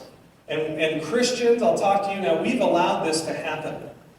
And we've allowed ourselves to say, good, because if I don't have to defend my faith at all, it's just faith, it's a big blind leap, then guess what? I'm not threatened by anything. Well, then we've moved out of the whole dialogue, and now there's no Christian voice at all. But I tell you what's exciting is there are more Christians in the top academic disciplines, especially philosophy. In the last 20 years, it's been a virtual revolution of Christians in the realms of philosophy, Christian professors that are actually proponents of the Christian worldview and top-notch analytical philosophers. And I think what's happened is in the last generation, we had Bertrand Russell and some of those intellectuals. In this next generation, we're going to have a whole new, and you're going to see it continue to come down. In fact, Anthony Flew, one of the most famous atheists in the last 50 years, just passed away in the last couple of years here. He switched from being a devout atheist, if there's such a thing, maybe you wouldn't say so, but to, because of the arguments of design, he said there must be some sort of a God. He still struggled with the problem of evil, but he believed that there had to be an actual God. He became a theist. One of the most respected atheist philosophers is a man by the name of Thomas Nagel. And he wrote a book called The Last Word, defending just rationality as the last word. We have to be able to depend on rationality. And here's something interesting that he said. He's talking about he had a fear of religion itself. He says, I want atheism to be true. And I'm made uneasy by the fact that some of the most intelligent, well-informed people I know are religious believers. Do your dog that hears the high-pitched whistle head tweak right about now. How can that be? The religious believers' faith leaping off? He's talking about intelligent, well-informed people that he knows that are religious believers. It isn't just that I don't believe in God and naturally hope that I'm right in my belief. It's that I hope there is no God. I don't want there to be a God. I don't want the universe to be like that. And I would suggest that when we think about what's going on in our hearts, in our minds, when we make decisions on things, I think the rational part of it has to be a significant part of it. Don't deny the truth. Look into the truth and see what's there and be honest and be able to accept what's real.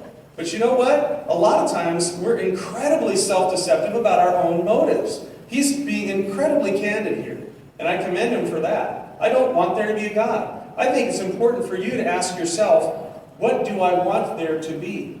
Do I want there to be a God? And you know what? If your steering wheel's pulling to the left, you better correct it back to the right so you can be honest with yourself. And I think that is one of the key things, getting behind all the rationality to the will and saying, what do you actually want?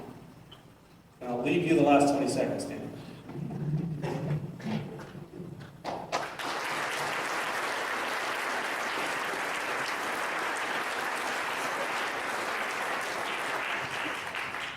Well, what we want might expose some of our biases, I suppose, but it's irrelevant to what's true. And you just debated a straw man, because I would never say that. Most atheists would never say something like that. You can find some atheists who say some interesting things. You can find some atheists that are pessimistic and don't think there's any meaning in the world. And if you just quote them and not the rest of us, then you're attacking a straw man. Schopenhauer, for example, does not represent most atheists that I know. Schopenhauer said, the only thing better than committing suicide is never having been born in the first place. I don't know any atheists who think that. If you quoted Schopenhauer, you would think, oh, that represents atheism. You can't do that in a debate. You're supposed to debate me and what I say as a person, because not all atheists say the same thing. Okay, the New Testament. That's one I didn't get much time on. The New Testament is not reliable. Bill quoted A.N. Sherman White, for example, about the rate of legendary growth. First of all, A.N. Sherman White was wrong about that. Legends can grow much faster than 2 generations. He was wrong. But what Bill forgot to tell you was that even though this historian, A.N. Sherman White, was making this suggestion, basically, that it takes at least 2 generations for a legend to grow, A.N. Sherman White himself rejected Christianity. He did not think that Christian legends were true anyway. So he should have put that in to make it a roundabout story. The resurrection of Jesus is one example. And if you want an example of how bad the New Testament is, that's the best one. Because although most stories in the Bible and the New Testament are given once or twice maybe, this one is given at least 5 times. And then you can compare those 5 times. Mark, well, first it was Paul, as Bill said in 1 Corinthians 15. Paul quoted, by the way, this non-historical formula. It was more like a hymn that he quoted in 1 Corinthians 15, which he says people have shown it has only come from a few years after. I don't know how he knows that. Some theologians, conservatives, guessed that. But Paul wrote that at least 25 years after the events. He wrote that in the year 55. And if Jesus existed, and if he did die, it was sometime before the year 30, because he was born at least before the year 4 AD. In fact, the New Testament writers couldn't get their act together. Matthew said Jesus was born under the reign of King Herod, which we know he died in 4 BC. Luke says no, Jesus was born under when the first census, when Quirinius became governor of Syria, which we know happened in 6 AD. There's a 9-year gap there. They goofed. They both can't be right. One of them got the story wrong. Probably Matthew. Matthew was fond of exaggerating and going through and making up stuff and fudging the numbers, for example, the numbers of the generation. But Paul wrote first, 25 years after the event, to the church at Corinth, which was at least 1,500 miles away by land. These people, 25 years later, a quarter of a century later, are getting this letter from Paul who says, oh, there were 500 witnesses. I mean, that was like so unhistorical to them. It was just Paul writing this thing down that he says, Paul's purpose in writing that was to prove that he was one of them. He never met Jesus personally. He didn't know Jesus. In fact, if you read Paul, he never quotes Jesus. You'd think that if he knew Paul, he would say something about the historical Jesus. He never even mentions any of his miracles. The only thing he mentions is that Last Supper formula a little bit. So the silence of Paul is a serious problem to the historicity of the New Testament. Why wouldn't, in fact, Jesus and Paul contradict each other on things such as marriage, such as divorce. But then comes Mark around the year 70, which is about 40 years after the supposed event. Then comes Matthew and Luke around the year 80 and 85, and then John is later, around the year 90. And what's interesting about this, besides the fact that they all contradict each other on many important points, I have a list of at least 17 irreconcilable contradictions in the resurrection stories. What's really fascinating about this, if you put those accounts that I just gave you, Paul, Mark, Matthew, Luke, and John, in a line in the order in which they were written across that first century, starting, and Paul was writing, 60 years? And that's a couple of generations, isn't it? What you will see is that the earliest accounts are simple. In Paul, we don't have any extraordinary accounts. In fact, the appearance that Paul talks about in 1 Corinthians 15 is really just kind of like the same way that Grandma died and went to heaven, and so Jesus died and went to heaven. And the appearances were not actual bodily appearances. They were just like spooky appearances. He appeared unto them, and then he disappeared. And so he's talking not about a real bodily resurrection. He's talking about a visionary experience. And he didn't go up and shake hands with the real Jesus. Then in Mark, we have at least one man at the tomb that might have been an angel. Then in Matthew and Luke, we get 2 angels with a different message. And then in John, we get all sorts of more exaggerated stories.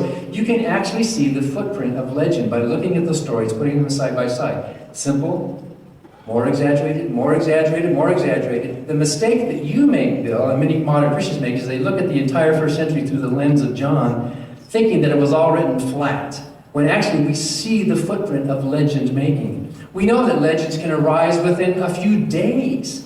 Look at the legend of Medjugorje in former Yugoslavia, where these kids swore that they saw the Virgin Mary. Within a couple of days, people were being healed. People were flocking to the place. They were, in fact, they interviewed these people. We actually have names and addresses of people who said that the Virgin Mary actually appeared, and that legend became a huge thing. Look at the story of Elian Gonzalez, that little kid who was, from Cuba, who was found off the coast of Miami. The angels were with him, and the Virgin Mary was walking down the streets, all within about a week. The legend grew really, really fast. And if that happened in the 20th century, think what it was like way back 2,000 years ago. There's nothing surprising. There's nothing, the narratives of the New Testament are different. All narratives are different. But in the resurrection accounts, for example, you Christians who've gone to Sunday school and studied this, when the women got to the tomb, was the tomb open or was it closed? Which was it? Well, both answers are right. According to Matthew, the tomb was not open. Read the story. The women got there, the tomb was not open, and then there was an earthquake, and the angel came, and it opened in their presence. But according to the other gospel writers, the tomb was already opened. What was their purpose in getting there? How many people were at the tomb? Mark said there was one young man dressed in white. That might have been an angel. Matthew says and they were sitting in different places. And then there were two men, and then John says there was two angels, so you can see the growth, not only in what they were, but in how many numbers there were. What was the purpose of the women to there? After the appearance at the tomb, did the women tell anybody? Mark says no. The end of Mark ends with, neither said they anything to any man. They didn't say a thing. But other gospels say other things. You can go down a list and compare. Theologians and biblical scholars have never been able to reconcile these contradictions in the resurrection story. It's a bad story. Maybe some of the events were true, maybe, but they cannot all have been true. They're discrepant, they trip over each other, and you can't use the example of different witnesses at a car accident. Where was the first appearance of Jesus to the disciples after the resurrection? Who knows? Where was it? The apartment upstairs. Well, one of them says that. Matthew says it happened in Galilee. In fact, the angel even told them, he goes before you into Galilee. There you will see him. And so the disciples went to Galilee, and some doubted. If they had seen him before then, why would they have doubted? According to Matthew, the first appearance was in Galilee, which was at least 60 miles away. At least. They had to all get up there and get back to Jerusalem by that night. They must have had these thoroughbred racing horses or something that they could get all the way up there, madcap, and then go see Jesus in Galilee, and then all the way back to Jerusalem again. In order to make that work, it just doesn't work. Something's wrong with the stories. So if Bill said, well, the accident happened in Boise, but I said, well, no, the accident happened in Pocatello. Are we talking about the same accident? Obviously, we're not comparing minor details. There are major discrepancies within the story. And I have a challenge that I have made for years. It's called the Easter Challenge. Not to prove that the story happened, but I would issue you this challenge, Bill. Take all of the accounts, at least the 5 accounts of the resurrection in the New Testament. Take all of them. You can read them all in just a few minutes. And without omitting one single detail, write a simple, coherent narrative of what happened. What happened first, who did this, who said that, what was the message there. Just write the story out. Tell us what happened before you even try to prove that it happened. You can't do it. No one's ever done that. You see these harmonies in the Bible. Well, why do you need harmonies if the story is harmonious? They are hopelessly irreconcilable. The New Testament, for that reason and many, many other reasons, is not a reliable source of history. The way it's written, the way it's rewritten, the way it's been interpolated, the way it's been exaggerated, it is not a good source of history, and neither is it a good source of moral teaching. There are many bad teachings in the Bible, including many of the teachings that Jesus himself gave. Any one of us could have come up with a better system of moral thought than the founder of Christianity. He said a couple of nice things. The golden rule is not bad, but it preceded Jesus. It's not like he came up with some great moral idea. So the reliability of the Bible is very, very, very low. And if you're using that for your source of information about God, you have built your house upon the sand.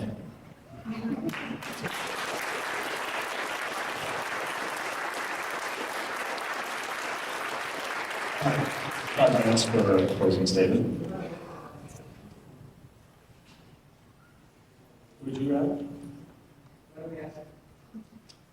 If you guys would like to wait until after the audience questions for your closing statements, that's okay with me. I'd rather just go rather than ask. Otherwise, I'm not going to enjoy the questions. Well, let me just make a quick statement about the New Testament and that knowledge, and then I'd like to just kind of offer a closing thought. You know, the answer that I would offer right now is that what a historical biography was in the New Testament is nothing like what we would think a news report would be today. It's from a certain perspective, and maybe it's not like the accidents or the witnesses at an accident, but it's definitely told through a perspective. And one of the best examples I heard was a friend of mine that went on a motorcycle trip with 4 buddies, and they went on the same trip, and all of them described that thing so differently, and yet they were all true. And he said, you try to put this thing together, if you tried to put that together on an event timeline, it looked like we were gone for 2 months with the different details. One guy, all he noted was the restaurants they stopped at and what kind of pie they had at every restaurant. Another guy, all he talked about was the campgrounds, whether they got a good one or not. And one guy was just, what are the bathroom stops? And another guy, and we all know what that's like. So the idea, and there's also an incredibly condescending view toward the first century authors. I mean, these guys must have just been bumbling clowns to have no idea. Did you compare notes with Mark? No, I just kind of put this down. No, I think they really actually were intelligent men who understood historicity and wanted to make sure it was captured accurately. Like I mentioned, Luke, the opening of Luke's gospel is written directly to mimic the style of the High Greek that was used in historical biography. He was being very, very deliberate, saying, man, you fact-checked this, I fact-checked it, this is exactly what happened, and I'm being very careful. And it's likely that the reason he said that is because he wanted to be more along that historical timeline than the natural Hebrew way of telling stories was. When it's very cyclical and circular, you'll say things over and over again and you'll bounce around. And the way historical biographies work in that day are not. If we want to put them under our measures, we're going to be frustrated every time. And so that's my one answer to that. The resurrection happened, I believe. And it changed the lives of the disciples.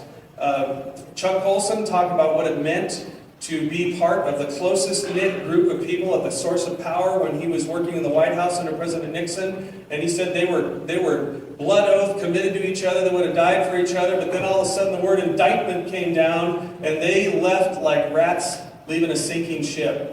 And his argument was, I know this, I understand this deeply internally, and those men who saw the risen Christ would not have gone to their death. They would have left. They were cowering, they were running away, their movement was completely broken and destroyed, and yet they turned around a few days later, and they were preaching the gospel of Jesus Christ all the way to their death. I think that's a very compelling argument. Now, you might talk to someone who just says, I know for certain that's not true.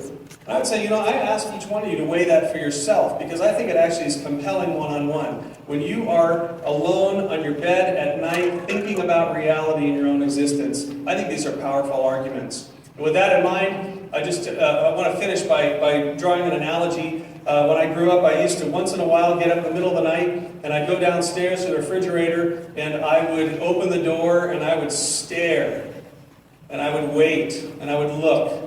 And some of you know exactly what I'm talking about. And I was waiting for something, and I tried to imagine something. I thought, well, maybe if I can imagine it, even if it's like a Big Mac, maybe I can make my own Big Mac. I put some chips in there and stuff like that. I'll do that. But there was a longing for a certain kind of food. C.S. Lewis argues that when we have that kind of a longing, that's actually a good argument that there is something that will fulfill that longing. If we have a longing for food or a hunger, that's a good argument. That's evidence that there is something that is called food that can actually assuage our appetite.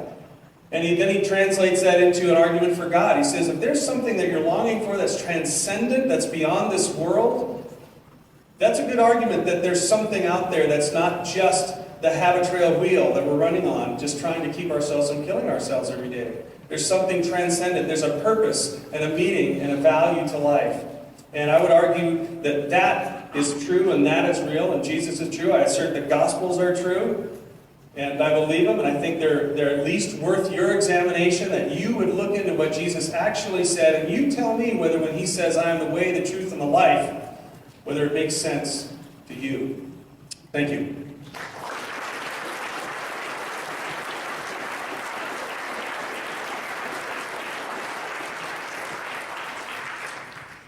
Now that's totally unfair. My stomach's already growling and you're talking about hamburgers.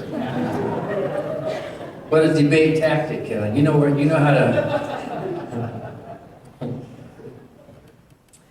Many of us don't have that longing. Millions of human beings don't have that longing for a transcendent purpose for me. A lot of us don't. What's something wrong with us? Are we blind? Are we? Right? Can you explain that longing maybe by social expectations and cultural expectations?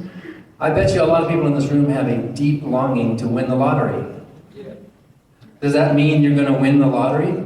Somebody might, you might.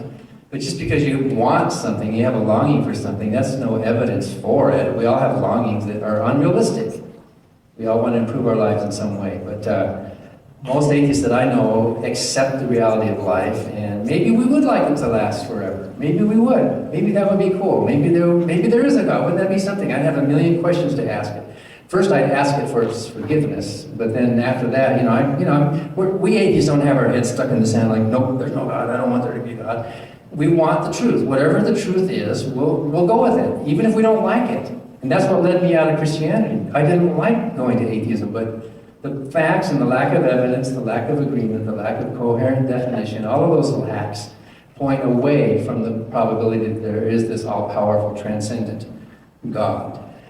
You talk about ultimate in many different ways. You use the word ultimate or absolute in many ways tonight, regarding values and regarding morality and regarding purpose. But just because something's not ultimate doesn't mean it's not real. Suppose you're looking forward to this great vacation that's coming up in a few weeks. You're working a hard job. And, oh, it's going to be great. I'm going to go skiing or hiking or traveling or visiting a friend or whatever you can imagine, the great vacation you would like to have, right? It's coming up. And then you think, oh, wait a minute. After the vacation's over, I'm going to have to go back to work. It doesn't last forever. I guess I'll cancel my vacation. It's meaningless. Would you or wouldn't you enjoy the ride? Wouldn't you enjoy the life that you have because of itself? Not because it has to be linked to something outside of itself. The fact that purpose is not ultimate doesn't mean it isn't real. In fact, I think it's more real. We don't flounder around looking for purpose. Usually it finds us. If you have a sibling who dies of some horrible disease, let's say, I'm going to dedicate my life to fighting that disease. You've got a purpose. If you were Elizabeth Cady Stanton or Susan B. Anthony, an atheist and an agnostic, seeing that women didn't have the right to participate in their own democracy, that gave them immense purpose. They worked for half a century, these non-believing women, to try to improve the world. That's purposeful. Atheists and agnostics, and Christians as well. We all have lives of immense purpose within our lives. It would cheapen our lives to imagine that it has to come from outside. I think atheists are truly inspired. I think theists are outspired. They need something from outside of them, which cheapens who you are. It minimizes who you are. It decreases the value. Don't we put higher value on things that are scarce? Don't we, precious metals, the scarce, the rare things, we put higher value on that. If life is eternal, then life is cheap. The fact that our lives are brief, the fact that they don't last forever, the fact that your vacation is not going to last forever gives it more value. Living forever in an eternity, Woody Allen said, I don't believe in life after death, but just in case I'm taking a change of underwear, But if it's forever, then it doesn't really have meaning if it lasts forever. We need to have our meaning here in our lives now. You don't know how those disciples died. Those were 2nd century writers telling stories about how they did, except perhaps for Stephen and Judas. And by the way, there's 2 contradictory accounts of the death of Judas in the New Testament that can't be reconciled. You don't know how they died. That was hearsay. In fact, think of the contradiction in what you just said. If those disciples died these horrible deaths as martyrs for the faith, how did any of them live long enough to write the Gospels? 30, 40, 50, 60 years later. In first century Rome, the life expectancy was about 45. So those guys would have been, what, in their 20s maybe, when Jesus died?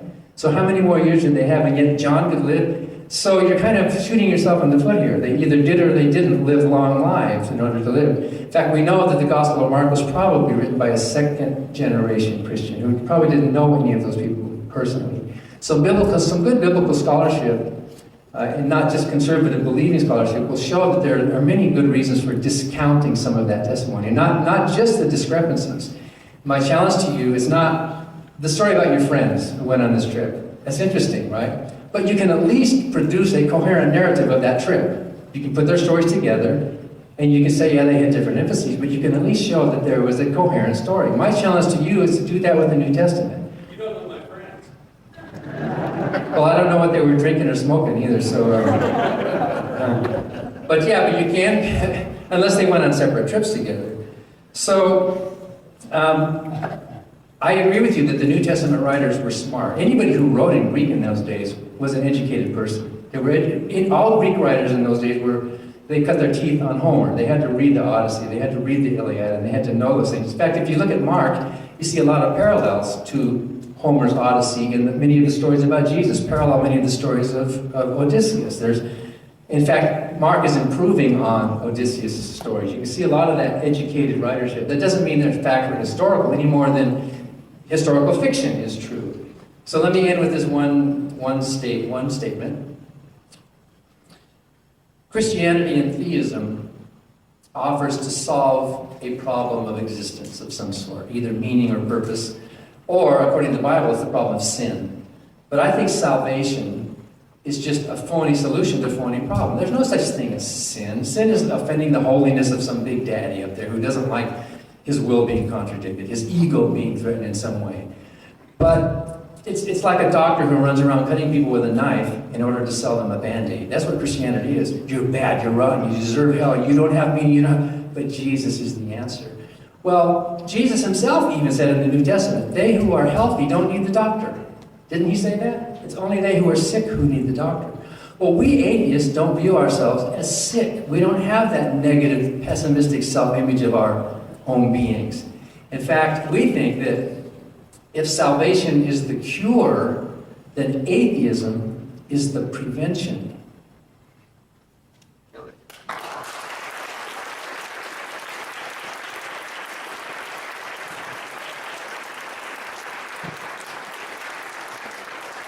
Thank you. We will have a quick word here before we take questions from the audience.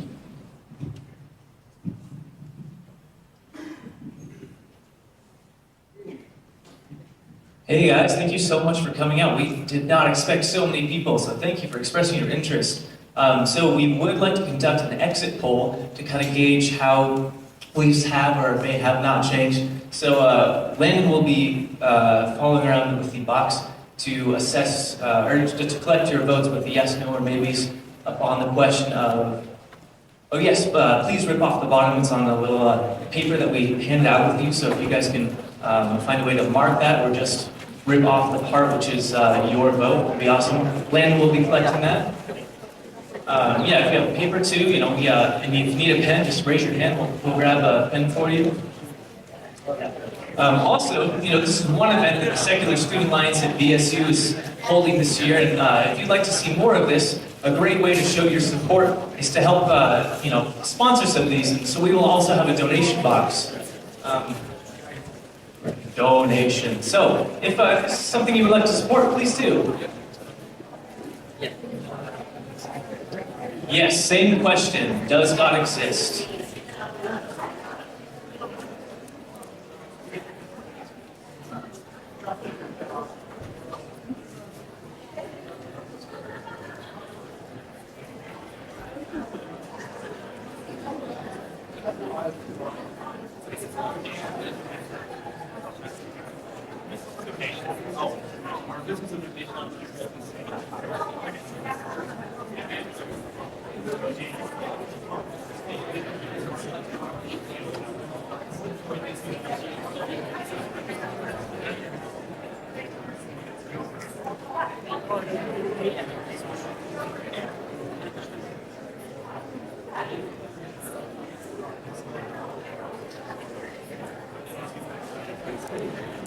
Don't knock people over or anything like that.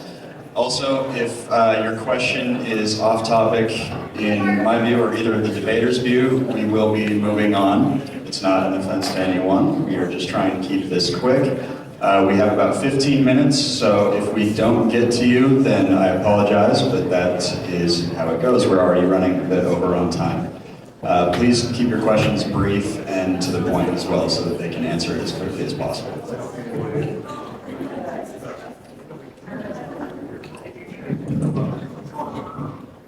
Thank you. Dan, you were talking about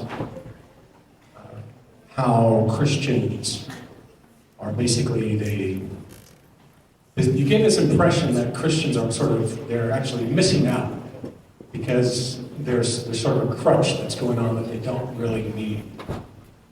And you also spoke about how the writers of the New Testament, their philosophy, they must not have known much about philosophy, the way of philosophy. And when I listen to you tonight, much of what the rhetoric you've been using is basically logical positivism, which A.J. Ayer denounced himself. But I'm curious to know, when you talk about Christians being judgmental towards others, and yet you stand up there and talk about how we're cheapening our lives, on what empirical grounds do you base a very philosophy that gives value and worth to your usage of words like truth and knowing? Well, I define my words. You don't have to agree with them. But during a debate, you define your words. On what empirical grounds do you justify that your philosophy I'm going to have to is limit everybody to one question, please, just in the interest of time. It's the same question, and we talked about that tonight. What is truth and what is knowledge? And the only thing, this is my definition. If you have another one, fine. If you think Jesus can be the truth, that's your statement. But truth is the degree with which a statement that you make corresponds in some way with reality.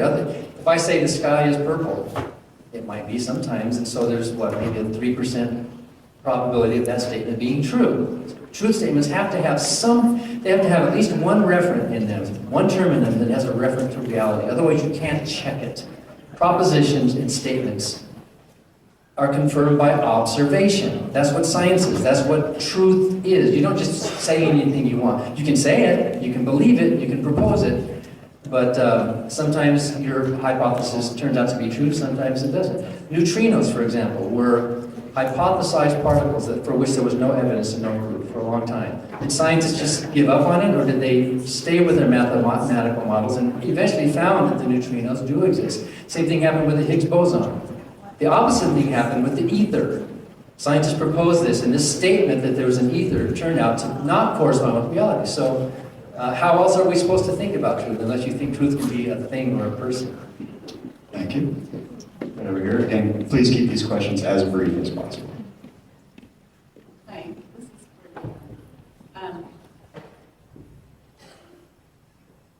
listening to you, I'm listening to both of you, and both of you are compelling. My question to you is, when you quote things, are you sure that what you're saying is true? When you quote several times about God saying dashing babies, God didn't say that. That was David that came and going out Babylonians and wanting them to have their babies killed because they were kids. So how much of what you say and quote am I supposed to believe?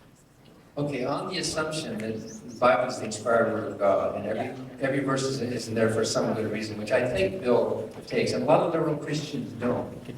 Thomas Jefferson took a pair of scissors and cut out the crap in the Bible. Well, he didn't use the word crap, he used the word dunghill. He wrote to John Adams and said there's a lot of dung in the Bible, but he found some good stuff. So on the assumption that every word in that Bible is inspired by God for some purpose, in Psalm 137:9, where it was directed at the Babylonians, but even then, it says, happy or blessed shall he be who takes those innocent babies and dashes them against the stone. So if David or that psalm writer was inspired, he was telling believers at that day at least something immoral, something horrible. And none of us thinks that it's okay to torture and kill innocent babies, and yet the writer of the inspired word of God said exactly that. Rationalize it if you want, but that's what the text actually says. Thank you. Okay, over here, and can we get some questions for Bill as well? Yeah, mine. Perfect. All right, Bill, in your opening statement, you used the example of a dart or something falling to earth as an example of fine-tuning. If that dart were randomly dropped, would it be rationally justified to ascribe purpose to where that dart landed, or to make claims about causation? You mean like if we even landed, then we went and drew a target around it? Or Is that basically yeah, what you're yeah, asking? basically. Can you make, If that were the case, no, there's no purpose. how do you know Just- that? How do I know that? How do we? Would it be rationally justified, assuming that it were random? Would it be rationally justified to assume something random has no teleological purpose? I would say yes. Yeah. Then how do you know in any One way? question, please. Sorry. I would answer having to do with Aristotle's thoughts of causation. There's efficient cause, but there's also final cause. And you can't get purpose out of just efficient cause. It's like saying, my answer to what efficient cause is what a smart aleck teen would say when the mom says, why is the water boiling? The smart aleck teen says, because it's being heated up to 212 degrees. She wants to know why the water's boiling. He said, well, because we're making tea. That's the difference. So you can't get purpose out of efficient cause. Thank you. Thank you. Well, my question is also for you. From what I could ascertain, the bulk of your argument really did seem to be in defense of deism more than anything else. But you failed to bridge, at least in my opinion, do correct me if I'm wrong, two gaps. And that's being between the gap between deism and theism, and then more specifically, theism and Christianity. Given what we know about how the Bible came about, what it is today after thousands of years of translation, mistranslation, additions, and redaction by clergy, and knowing how really night and day difference it has been proven to be in certain areas of great importance, what makes Christianity more true than any other religion that's been believed on and invented on the same quality of evidence? I would use Zoroastrianism as an example, which has its scriptures, prophecies, healing, and the like. Okay. Yeah, I think I appreciate the question because it's a really important question. And I would go to the translation process that was used at that time. If you look at the Hebrew translation process, it was meticulous. And I think one of the most telling examples of this is when the Qumran caves were uncovered and the Dead Sea Scrolls came about, and the book of Isaiah was almost completely intact. Well, the earliest copy of Isaiah that they had was about 1,000 to 1,200 years later than that. And they expected exactly what you're talking about. Oh, it's going to be unrecognizable. It was almost verbatim the exact copy. I mean, you could see that it was a copy. I mean, you could see that somebody misspelled a name or something like that. But it was clearly that book, and they didn't change it. It wasn't like somebody took Catcher in the Rye and changed the last chapter and totally changed the ending or something. It was the exact one. And actually, the transmissions of the New Testament text through a process called exegesis, where you're looking at the extant manuscripts, Greek manuscripts, you can actually put those together and realize there are some textual variants in there, but when you put them all together, you get a very, very accurate copy. So I would ask you to go back and look at because the common knowledge that we've all sort of been taught that there's no way it possibly could be the same text as was originally written. That is not so common. I mean, it is common, but it's not true. So I would ask you to take another look into that, dive into that, some different sources, because it's amazing how accurate it actually is. Can I make a quick 10-second reply? Bill was wrong to say that Anthony Flew became a theist. He did not. At the very best, Anthony Flew became some kind of a weak deist, but not a theist. That could be. I read the article, the interview with Gary Habermas when he discusses it, and I can't remember. It's possible he did say deist, but I thought he said theist. Thank you. I thought wrong. Okay, Bill, I noticed you like to use scientific evidence a lot to support your arguments. I was wondering if you could point to any, science has really advanced our quality of life, and I'm wondering if you could point to any relative advances that religion has offered society. Relative advances that religion has offered compared to what science has given us? Right. Now, when I think of science, I think of the ability to communicate and travel and maybe some of the health benefits. or Super Bowl commercials are in there. Right, too. I'm saying like that kind of stuff. antibiotics Well, or okay, vaccines, antibiotics, so health, it's a good thing to electromagnetic live, yeah. communication, Well, air travel. How about the people that administered the vaccines in the Red Cross? Or They were trained in colleges. what does that mean? I was trained in a college, and I'm a Christian, and I try to do good things not because I went to college, but because I'm a Christian. But they don't administer vaccines in the name of Christianity. They administer vaccines in the name of science. Well, are you talking about the inner motive of every individual? What are you talking about? The slogan on the side of the wall? I'm asking what advances to the life condition has religion offered society that are relative to the advances science has offered?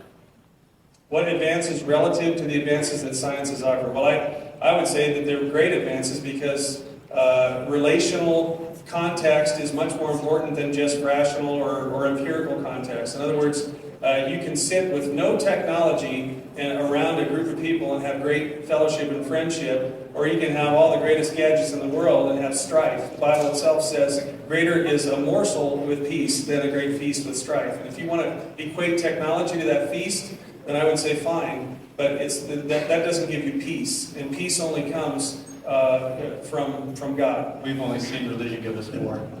Well, you can say that, but that's all you've seen, and that's not very honest at all. That's just a slogan. Let's move on. You barely have time to shout that as I drive by. My question is for Dan Barker. Given the evolutionary perspective of reality, that time and chance has caused all things that there is, how then do you account for immaterial, eternal, universal laws such as logic? The laws of physics and science and logic are not things. Those laws are descriptions of functioning brains. If there were no brains of any type functioning, there would be no laws. Laws are descriptive of the way things happen. So to describe the mathematical way that atoms can combine to create molecules, for example, to describe that is not saying that they're obeying a law. There's a difference between descriptive laws and prescriptive laws. And I think sort of begging the question within your question is the assumption that laws have to have a lawgiver, right, is what you're saying. That's basically bringing your conclusion into your argument. The laws aren't things. Laws are just a convenient label for the way that we picture and model the universe the way it actually is in reality. If that is so, then laws don't exist apart from us. So then reality, the world, before we thought of it, did those laws exist or did they not? Reality existed. Reality, of course, existed, but the model of reality can only exist within a brain or something, or computer or something that's actually functioning to create the model of reality. And that's what science does in mathematical models of the way reality is. So even if there was no intelligence in our universe that ever evolved, reality would still be reality, obviously, but there would be no laws. There would be nothing saying or modeling that this is how things ought or even do work. Reality would just be what it is. So it could have existed and not? Sorry, I'm going to have to limit you. My question is for Mr. Pubols. Do you support a reading of the Old and New Testament as literal history? Yes, I do, but I also teach the Bible as literature, and so you have to understand there are differences in genres, and some things are not meant to be understood as just a literal history. And there's some things that I don't know. I honestly don't know what it's intended to be. In my mind, I could say it could go either way. I'm not sure. But I would say that there are things, I don't think that when Jesus said, I am the way, the truth, and the life, he was being incoherent. I think he was saying something that was very deep and significant. Could I elaborate on that? Can he elaborate on that? Did a snake speak human language?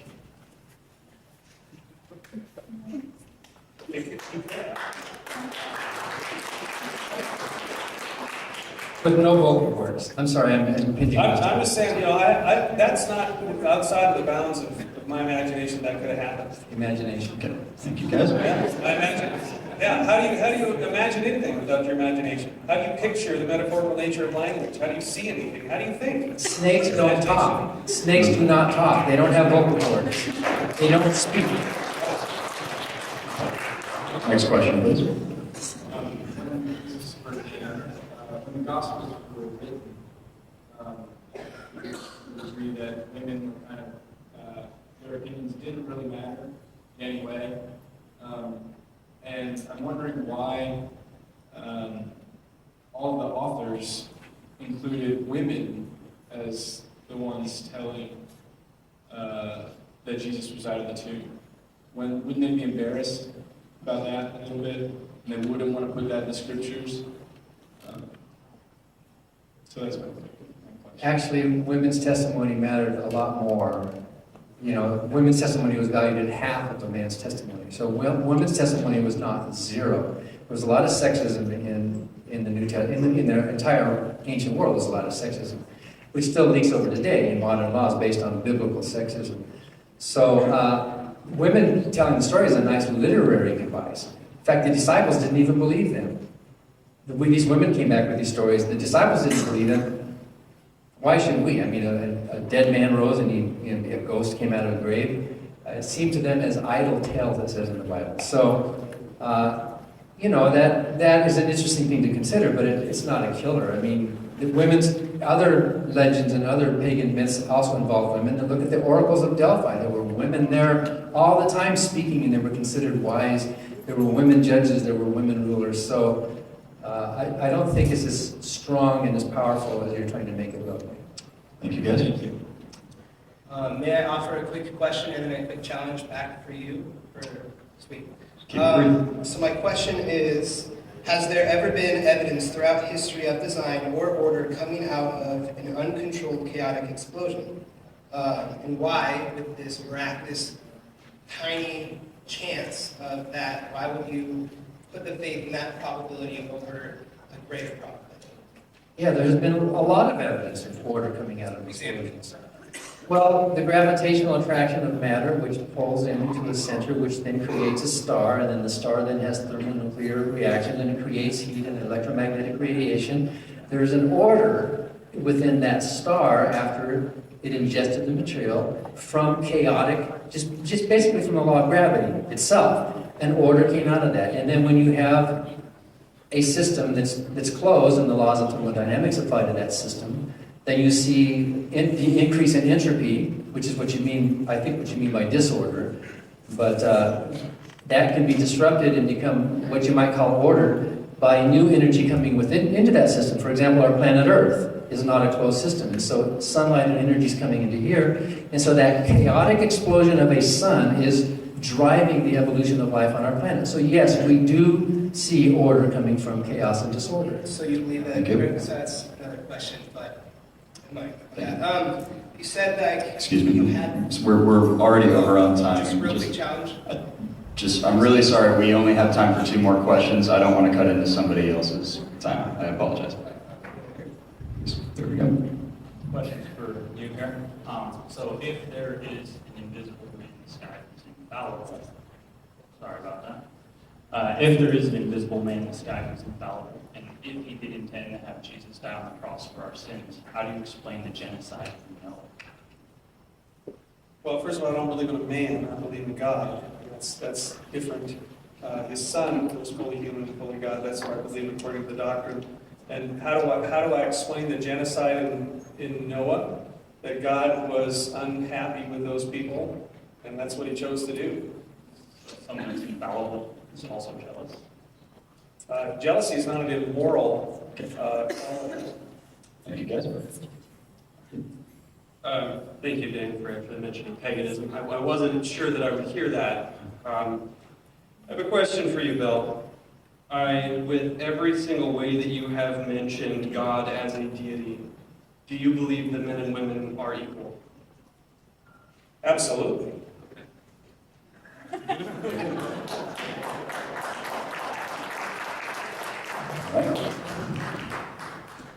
Okay, so now we're going to close. We have the votes, but before doing that, can we please give a big round of applause for our two debaters?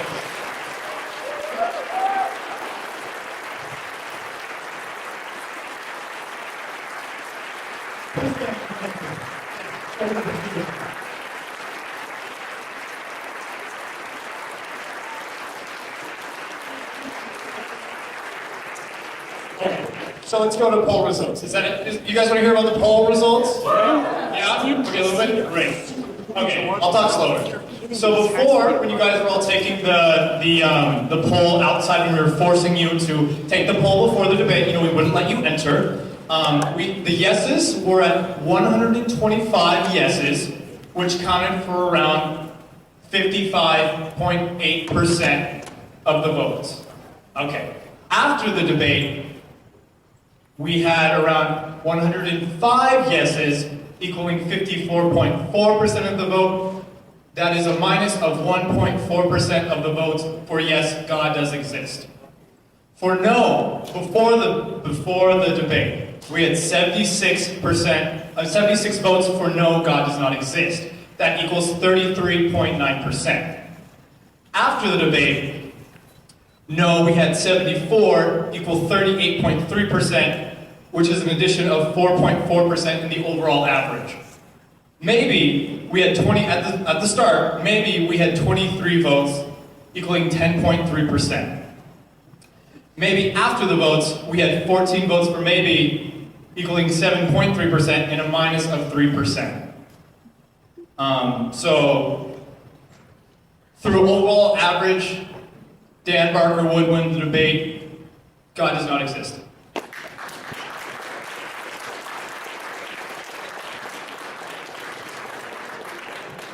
Yeah, so we're going to be posting this on our Twitter and on our Facebook, so if you'd like to keep up with us. Also, we will be putting the video on YouTube, and so BSUSSA, go find us on Facebook. Thank you.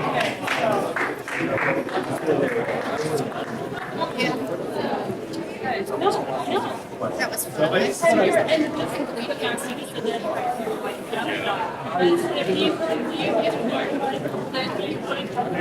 fun.